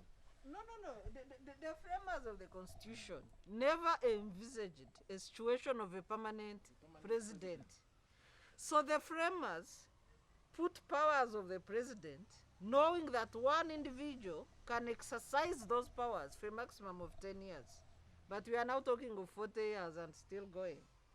So you cannot... Who now should appoint the electoral commission? I can answer that one. I can answer that one. Appointment, there is formal appointment and the process of appointment. In some countries, you can even have the Public Service Commission. I could be eligible. Was I eligible? Maybe, maybe not. You can have adverts in the newspapers. Because managing elections is actually a technical issue, largely, isn't it? So you put qualifications, you have an appointments committee of the Public Service Commission, and they interview. Or you can do it the Kenya way, where even judges are appointed on TV. We all go there and make our presentations, and then they see who has the requisite qualifications. He has emotional intelligence, he has a passion for democracy, he has maybe legal background, something that would be seen to be non-partisan. And that's why in Kenya, you hear what is going on. The judges have been squashing Uhuru's designs to manipulate the law. But in a situation where the Electoral Commission is appointed by somebody who is going to be in the game, in the football, as the analogy he has brought about, and what do you expect anyway? And so why should even one go for elections as you are asking? I go for elections when I know Byabakama cannot declare anybody that he has won elections. He cannot, let me tell you. Museveni is not foolish. He appointed Byabakama, and before him, engineer who? Chigundu. He knows that those people, I can tell you with certainty, without contradictions, they would not declare anybody else a winner. They cannot, and they would not, and they cannot. So unless we handle electoral administration in a non-partisan way, policing in a non-partisan way, we make laws earlier to allow people to go and exercise their democratic right of presenting their views. And finally, we look at an adjudication. He is bringing out a very important issue here. I mean, in the countries like United States or whatever, you will find that a judge may be partisan. But you see, the whole bench, is it a bench? Yes. The whole bench, you find that these ones were appointed by the previous president, these ones by the incumbent. At any one time, because they cannot exceed 8 years. But now, everybody was appointed by the same person. How do you expect adjudication to be fair in such a situation? We have a situation where we have been captured. And all those things of participating, we are only participated. I normally say it in the public here. Participating in an election in Uganda is being participated, in the sense that you are participating in an exercise to legitimize the exercise, but not to expect a change of regime and leadership. You don't expect that one at that level. What is it that explains that almost all ministers have been defeated, yeah, and yet they are serving a certain regime, whatever? Almost, listen, MPs are higher turned up, but the other number one for him, he is not touched. It is a process that leads to the final tally. Not necessarily the day of voting. It's not the day of voting that matters. It is the whole system. The challenge of Uganda is systemic. And unless that one is reversed, we can continue going for elections as a legitimization exercise, not as an exercise of leadership change. And that one might lead this country to a cliff. Sometimes they say, somebody said that taking a step backwards is progress when you have reached a cliff. When you have reached a cliff and you go backwards, that is progress. Rather than going forward. Going forward is falling into the cliff. If this country does not take a step backward and say, let's be fair. Let's have the fair process that leads to an election day and post-election adjudication. That is judicial and whatever. If we remain in an unfair situation and we think that we are moving forward without taking a step backward, we are going to fall in a cliff. Some people will say that I am being alarmist, but this is early warning. I have observed the trend. This is early warning. We are going to fall in a cliff. Unfortunately, all of us are going to fall in that cliff. In 1980, I was in UPM. And when the incumbent then, Wang and the company were manipulating elections. And we had nothing to do.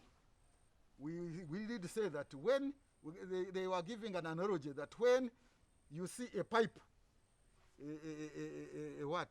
sewage pipe is about to spill over its contents outside, and you tell the members in a flat, in a certain setup, to do something about it, and they refuse, and you can't do it alone. You leave it. The moment it bursts, all of you are going to smell that stuff. I am telling you, all of us are going to smell that stuff, whether we are in the government or outside the government. Something must be done. We are going to fall in a cliff because the system we are operating is unfair. Chris, yes. Damian, like I said, I am assuming government spokesman role here because for all intents and purposes, I work in Parliament, which is an arm of government. And I'm paid by government. I'm paid by you, the taxpayer. And also, I speak for Parliament. Non-partisanism would mean I, Chris Obore, as a spokesperson of Parliament, I speak for all shades of opinion. I speak for Parliament, the institution.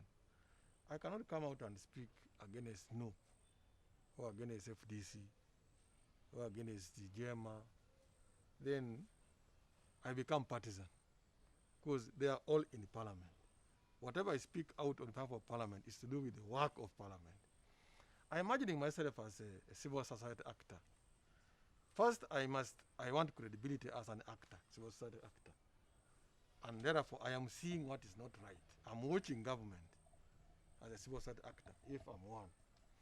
But I should also avoid being partisan. Because what I'm trying to say, for me to be believed by government, you know, in advocacy, it must be believed. There are many forms of advocacy. You know that. You cannot be advocating that government, this is the right thing to do, contrary to what you are doing.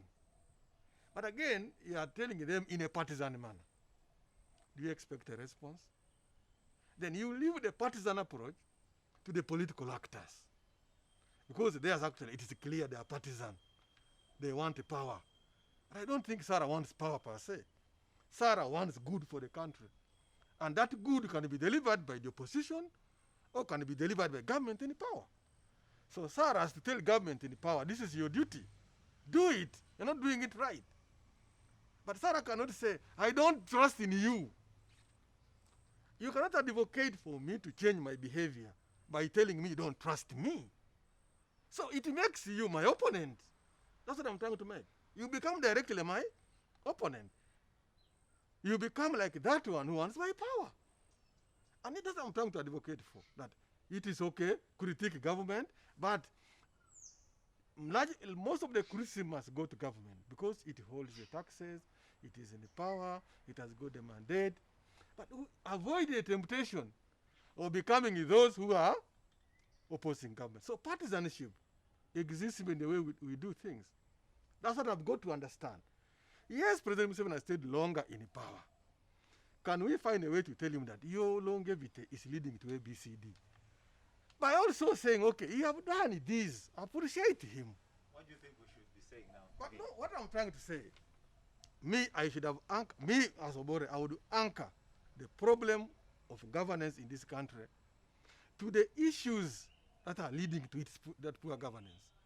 But I must be also naming that this country is not all lost.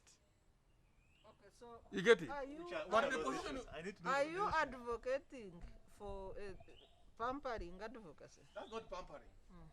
I am advocating for appreciative inquiry.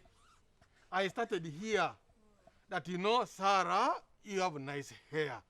The way you have done it, you understand this is a good job. That top is very nice. Hey, Sarah, how did you get the Chutex? Sarah, but, Sarah, I have noticed you bought a wrong shoe. You get it? You are not walking well because that shoe is not what? You are likely to believe me. But if I come to you to say, Sarah, you are hopeless, you're not even dressed well, what is good in you? Who am I? There's a quote here. Can you take this quote then you proceed? Yeah. I do believe in the quotation of Desmond Tutu, I think he was, that when the foot of an elephant is on the back of a frog and you say you are neutral, the flogger will not appreciate you. When the foot of an elephant is on the back of a frog and you, bystander, you say, me, I'm neutral, you go, after all, you can remove the elephant foot from your back. The frog will not appreciate you. We are talking about state power. Abusing state power to create unfairness in an electoral process. That's all I wanted to comment. But the same, whatever is being said, don't perceive me to say that there are no wrongs in the government, first of all. I will maintain, Damian, even when we are pointing out these wrongs, which are there, which I'm even sure government knows, we cannot be blind to the fact that the same government has some deliverables which this country is enjoying. And our discussion here is meant to inform a decision of somebody about who they should make their leader. You know, now, if we put ourselves like that partisan, those who believe in Sarah will not believe when you point out the weaknesses in her, if you point out it to her in a partisan manner. Yeah, Thank you, Chris. But they can be able to tell Sarah, but what Damian raised is true. If you raised it in a manner that first appreciates who Sarah is. But if you say, Sarah, useless, she has followers. It's a contestation of numbers. Any democracy world over. Lunga has been defeated by numbers. And the numbers are mobilized. They are not wished for. So if you want to mobilize numbers, people are intelligent. None of us on their own knows everything. What we speak about is informed by how much we know. And how much we know is determined by the access to information we have. Nobody has the right information and all the information all the time. Hence, continuous improvement. We do not know all the challenges Sarah is facing until you speak to Sarah in a manner that makes her open up to you. That's what I'm advocating in our relationships. I'm not saying Sarah is righteous. She's a human. But remember, who you think Sarah is wrong, there are those who think without her, they would not believe him. How do they believe you? I'm saying let them believe you by you saying, Sarah, we indeed appreciate you. You set up Center for Global Governance. You have run it well. But Sarah, now we are looking at your stress levels, your this. I think we need you to sit on the board so that you foresee us. Let a younger person take over. But if you come to Sarah to say, why have you been here for long? Are you cognizant of the contribution she has made? So I'm simply trying to contribute to your advocacy strategy. I'm not coming here to say, oh, President Museveni has done wonderful. I'm sure even himself, he knows his scorecard. He knows what he has done well. He knows what he needs to improve. That's why consistently he has programs.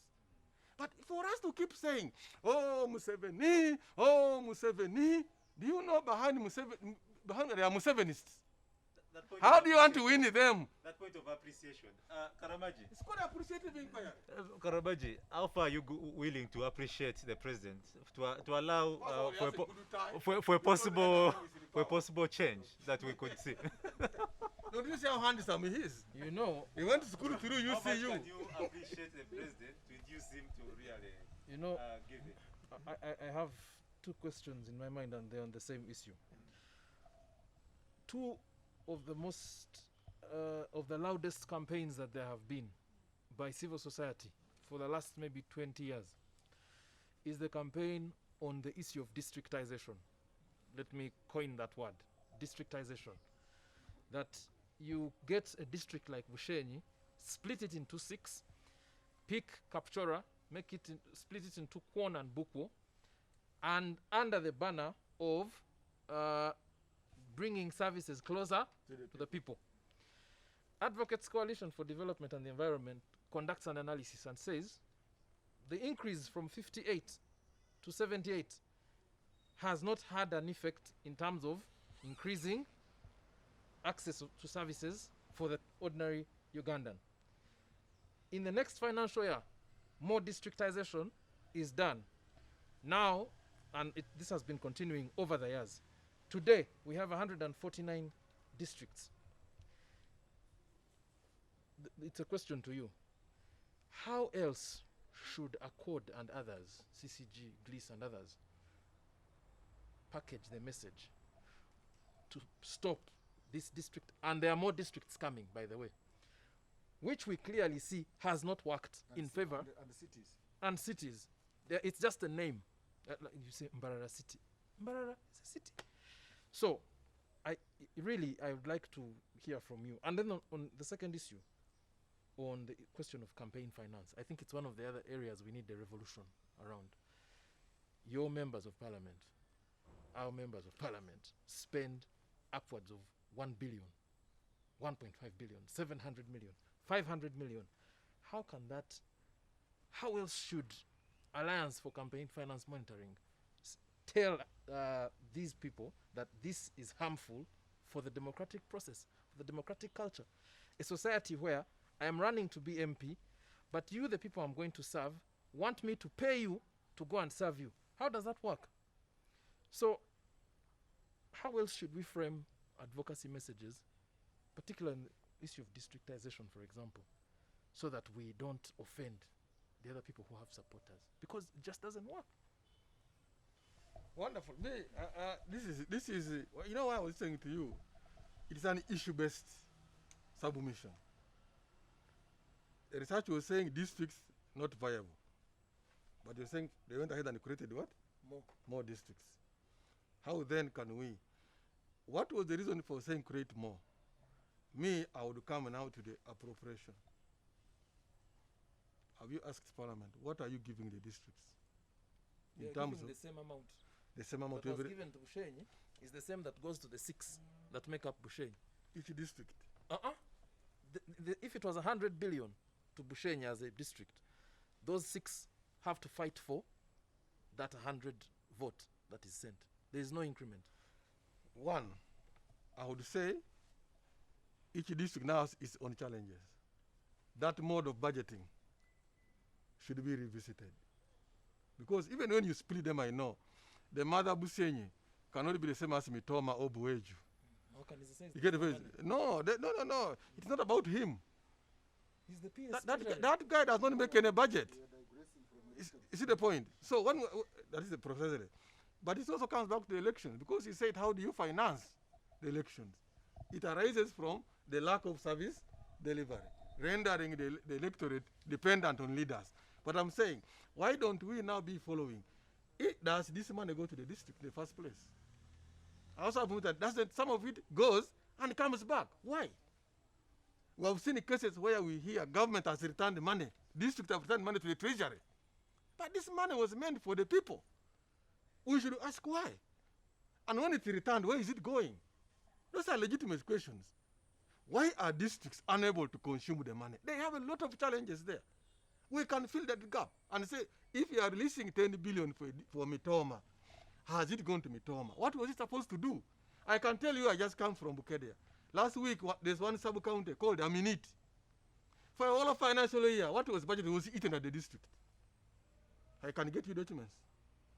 All the budget meant for that sub-county was eaten. No program, no nothing, but the money went. This is what I know for a fact. A sub-county for a financial year not receiving any money when they are planned activities. What happened to the district government? Yeah. What happened to the sub-county government? So that's what I'm saying. To our final Yes. In the question of the day. conclusion, Yes. As I run to, they are waiting for me at work. In the conclusion, I legitimately believe people should hold the government to account. Because if you don't, government is so amorphous, the vulnerabilities will increase in the community, in any society.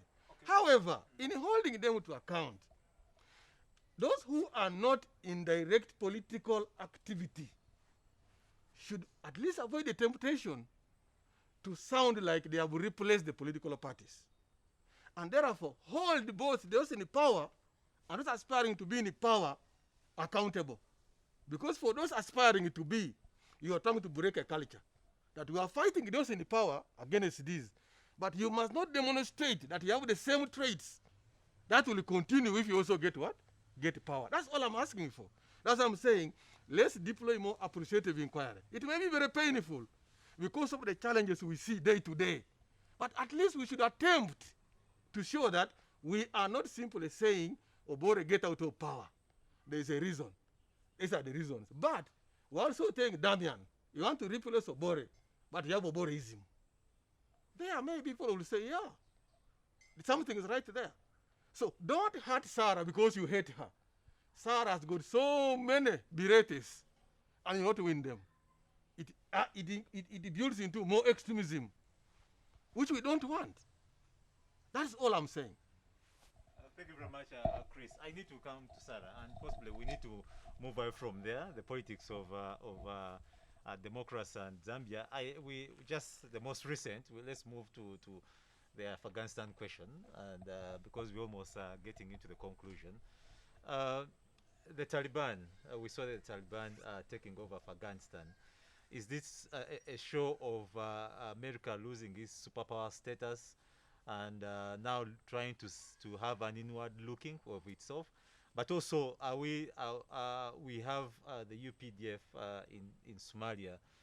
Can we say that the Taliban situation is the way we should allow political formations or grow of countries should be forming by the way that it's happened, because then our record also of the UPDF in Somalia is not really is in question. But also, and finally, are we Uganda coming in to take on the refugees from Afghanistan, being the first country to do this out of all the countries? Why? What is the game plan?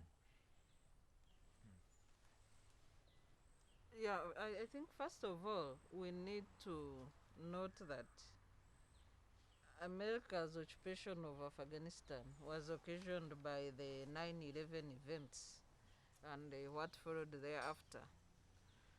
Whereas it was necessary to fight, the root cause of terrorism, I think the US overstayed in Afghanistan and beyond the reason that had taken them there. They had gone to fight the bases of Bin Laden and his group. When they finished that, what were they doing beyond the fighting of Al-Qaeda bases and hiding places?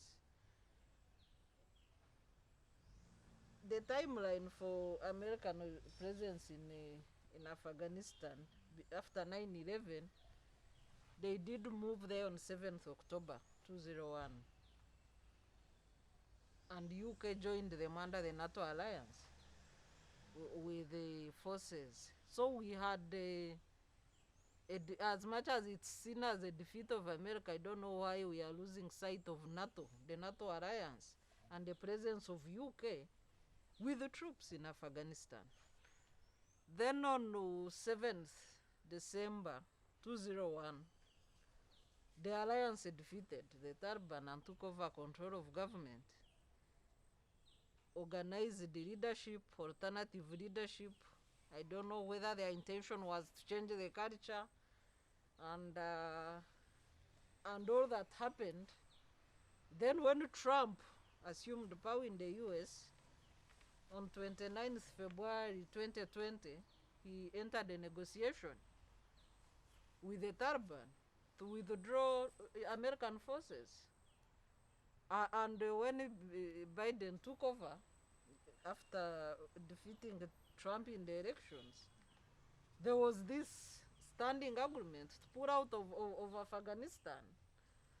And it should have happened by May. And Biden had been in office for 3 months. So what was Biden supposed to do? Go against an agreement that is binding on the country that is leading? So I don't know what could have. And that agreement, the final withdrawal of troops should happen by September, 11th September. All American troops should be out of the US. And this is a standing and binding agreement that was negotiated by Trump. And we know the governance gaps that Trump had in his leadership. As much as people are saying this is a defeat on Biden, I don't even know how they arrive at such a conclusion. But away from that, I do not support occupation of states by other states. I do not support any occupation of any country in the world. I believe in self-determination. I believe in citizens determining their own course of events and their governance. We can discuss how those capacities can be built. On the human rights situation and the fate of women, especially women in Afghanistan, well, Afghanistan is an Islamic country. Islamic countries are led by Sharia law, and 99.7% of citizens in Afghanistan are Muslim. So I don't even know how that is supposed to play on the rights of women. I think they should be protected the same way they are protected in Saudi Arabia and other countries. We have seen progressive events in other Arab countries. In Saudi Arabia, women are driving. There has been progress. So I think that is the progress that should be promoted for the Afghanistan women that are more vulnerable if you go by the practices of the previous Taliban government. I just saw their spokesperson saying that at least about this time they will allow the women participate in the governance or somehow, Yes, and they but are also saying, following the Islamic rules. They are they are saying it as if it's a gift, and that is problematic. You know, Muslim women are born with their rights, so they are saying it as if this time we shall allow. I am born a human being. I don't need your permission to live like a human being. I think that is problematic. But we should watch the space and see what is going to happen. There is a crisis of people leaving the country. But going back home, what does this show for UPDF in Somalia? UPDF has been in Somalia since, I think, yes. 2007. Yeah, so those are 14 years. I think we have overstayed in Somalia. We went there to fight terrorism because for Somalia being a breeding ground for terrorism and being ungoverned. But how long should we stay there on that mission? So I think going by the happenings in Afghanistan, my view is that we should also find ways of fighting terrorism from other spaces other than occupying Somalia and leave the Somali people to determine their destination. Professor, I would want to invite you in. I think you paid attention to this. Paid attention to what? To Sarah speaking. I want to pick your mind on this. Listening and from your question, the Afghan question is a complex question. There are no clear answers and solutions to it. We might lay blame here and there, but the situation is very, very, very complex. But I agree with Sarah that the situation, the governance in Afghanistan should be resolved by the Afghans themselves, but with the assistance of the others. And I think the mistake was made from the beginning when definitely I think the Al-Qaeda had to be dealt with, because more Al-Qaedas would have actually been incubated in Afghanistan anyway. But I think Americans should have had a wider coalition to include the neighboring countries. If Turkey was on board, actually playing a leading role, and if they found a way of convincing Pakistan, because they have survived because they hid in Pakistan, and these other countries called Stanis, I am told Stan, on the border with Tajikistan, I don't know Tajikistan what, and Kazakhstan. all those. They should have been properly engaged, and maybe the Arab countries should have been engaged, so that we also understand the values and the behavior and emotions of the people in the region. You can see how the Kabul collapsed in no time. I don't think it is so much the strength of the Taliban. It is also that there might be internal contradictions where some of the people actually support them. And that weakens the regime that has been overthrown. The regime itself had become corrupt. It was undemocratic, I'm told, and therefore it had internal weaknesses that accelerated the Talibans to come in and take over. But the point I'm trying to make here is that next time such a thing were to happen, if there is a group like that one which was causing international threat, the coalition should be wider, especially involving people within the region. But the Americans, NATO came and plunged there, and these neighboring states now just ignored. I think it should have been wider than what happened. There should be a consensus, and NATO or whoever should have come there under the auspices of the UN, so that it has legitimacy from the UN. And even if USA wanted to leave, if the circumstance was not allowing, UN would have solicited for other forces to come and occupy the vacuum. But now if USA led the coalition, not UN, that was the same case in Iraq. It should be the UN to solicit for that intervention with the support of the internal forces and with the support of neighboring countries who understand the dynamics therein. Because some of these people in Afghanistan were not even appreciating what USA did. Even before, what is his name? The man who has been removed from power? Ashraf Ghani. Afghani. He was also opposed to USA actually. When even they were leaving, he was almost saying, you people, you just go away.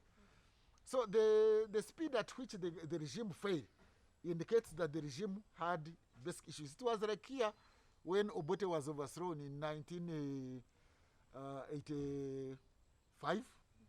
The regime fell in 24 hours. I mean, how does the regime fall within 24 hours? And not by an internal coup, but by soldiers who came all the way from Guru and moved in vehicles through Karuma and Masindi up to Kampala to overthrow a regime. It was not more or less a quick coup. That means the regime was already weak. So the Kabul regime had problems, but my final take is to say that there should be involvement of the neighboring states. But he wanted to maybe to make a quick comment on the significance of that to Uganda.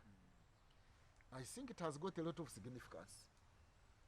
First of all, there are very many reasons why President Museveni has accepted those. Previously, he was part of the coalition for Iraq, of the forces against Iraq. That's why USA still remembers him, that he's part of the allies in the war on terror in that region. Secondly, we hope that it may not attract some of those forces which are against others to come and fight their proxy wars in Uganda. But three, we are now talking about civic space here. I hope that is not going to contribute to the shrinking of our political space here, of our public space and civic space here. How can it contribute to it? The USA now, and which is together with the Western powers, they may now ignore about what has been happening here. You can see President Museveni is confident enough to tell the DGF, the EU coalition support for civil society here. He told them to go hang. I think the Office of the High Commissioner for Refugees of UN here was one time warned, I don't know whether it is still around, that it would have to pack and go. Where does he get that confidence? He gets the confidence in supporting such schemes because those Western forces have their strategic interest, geostrategic interest in this region. So as long as he plays into their hands, they will not put any more pressure about the democracy, elections, and whatever and whatever. Let me remind the listeners and you guys here. In the last elections of 2016, was it 2016? Just after elections, there was some concern by these international donors, the Western world, about elections rigging and irregularities here and there. I remember very well President Museveni addressed a press conference to say, by the way, I am withdrawing from Somalia. You remember? I'm withdrawing from Somalia. They said, why? Because we have been there for long and we have not made a difference. I think it is time we withdrew. Did he withdraw? Do you know the significance of that statement? He was reminding those Western powers that, gentlemen, I am going to leave Somalia, where I have been doing your bidding, and you are going to suffer the pirates and all that. So, President Museveni is smart there. He knows that once he gives a gesture like this one, which I think we should give asylum, but not on American terms. Why should it be America to tell us to give asylum? Those Afghans can seek asylum here, and we should give because we are brothers in the international world. But that it is America which is asking us has implications in the geopolitics of the Horn of Africa and East Africa. And therefore, the civic space we are talking about here has got linkages with those refugees that will come from Afghanistan. That's my contribution. Karamagi, just right there, and as we literally wind up, is this really? Of course, Uganda has a record on refugee taking care of refugees. Is this really a genuine humanitarian cause, or there is another hidden agenda to this? No, it is not, because there are basic questions that have not been asked or answered. It is not prudent for the executive branch to plunge a whole society into such a thing without asking certain important questions, such as what is the public health implication in the middle of a pandemic of flying 2,000 people or more, bring them to Uganda, knowing the status of our public health facilities or public health in general, and we've not answered such a question. What's the implication on the public resources of Uganda of bringing in? How long are these people here? We welcome them. We are a hospitable country and all that. But what is the plan? Has Ministry of Foreign Affairs, Ministry of Health, is there any inter-ministerial committee managing this issue? Or it's being handled like any other project we've seen before? What's the impact on demographics of Uganda? You don't just bring, and as he said, why should we host people on American terms without us having our own conversation here? Yes, we are hospitable. We should bring them here because every citizen is a potential refugee. We do not know what could happen in Uganda tomorrow, and we also become refugees. But we need to have this managed in an orderly fashion. Now, I am passionate about history. And so I think in analyzing the Afghan question, we should also concern ourselves with where the story partly begins from, which is 1979, when the Soviet Union invaded Afghanistan. And the Americans were concerned, because this was during the Cold War, that the Soviet Union is going to export its communist ideology into Afghanistan. The Americans, through the CIA, trained the Mujahideen, part of whom included Osama bin Laden, who was an engineer, and that's how the Al-Qaeda network began. That's a history that you will not hear a lot from liberal media. Now, and I want to really bring this home, we need to have a stop, not just to American imperialism, but imperialism of any form. And I do not know why they do not learn. Saigon, Vietnam, recently Iraq, and now Afghanistan, and there are several other situations, Panama, Somalia itself, where foreign invasions under the pretext of human rights and so on have failed because that imperialism just does not work. Similarly, I hope that our mission in Somalia appreciates the fact that you cannot be there for eternity, in perpetuity. Contradiction. We are supporting a transition of federal government in Somalia, but we reject the implementation of a federal administration here in Uganda. What do we stand for? What are the geostrategic interests of Uganda in Somalia? When will this occupation end? What are the objectives? We are not being told. No one is reporting in Parliament. This is treated as a top secret, but we are taxpayers and our money is being used there. Our brothers and sisters are there. We should learn lessons from the situation in Afghanistan and act accordingly. Thank you very much, Karamagi. And yes, that goes back to our viewers. Those are the lessons that Karamagi has asked you. He has left you with areas to ponder about. Which lessons can we pick from Afghanistan equation, and why we are invading, why we are still in Somalia? Can we learn some lessons? But that's the civic space. That's the conversation we've had today, all through from Uganda towards the global engagements. Thank you very much for being with us today, and please follow this conversation. It's on Civic Space TV. Be there, subscribe to the channel. On Facebook, we are live. On Chat Show UG Twitter, we are active. Your comments are very hopeful for us, and also to improve and expand on our civic space.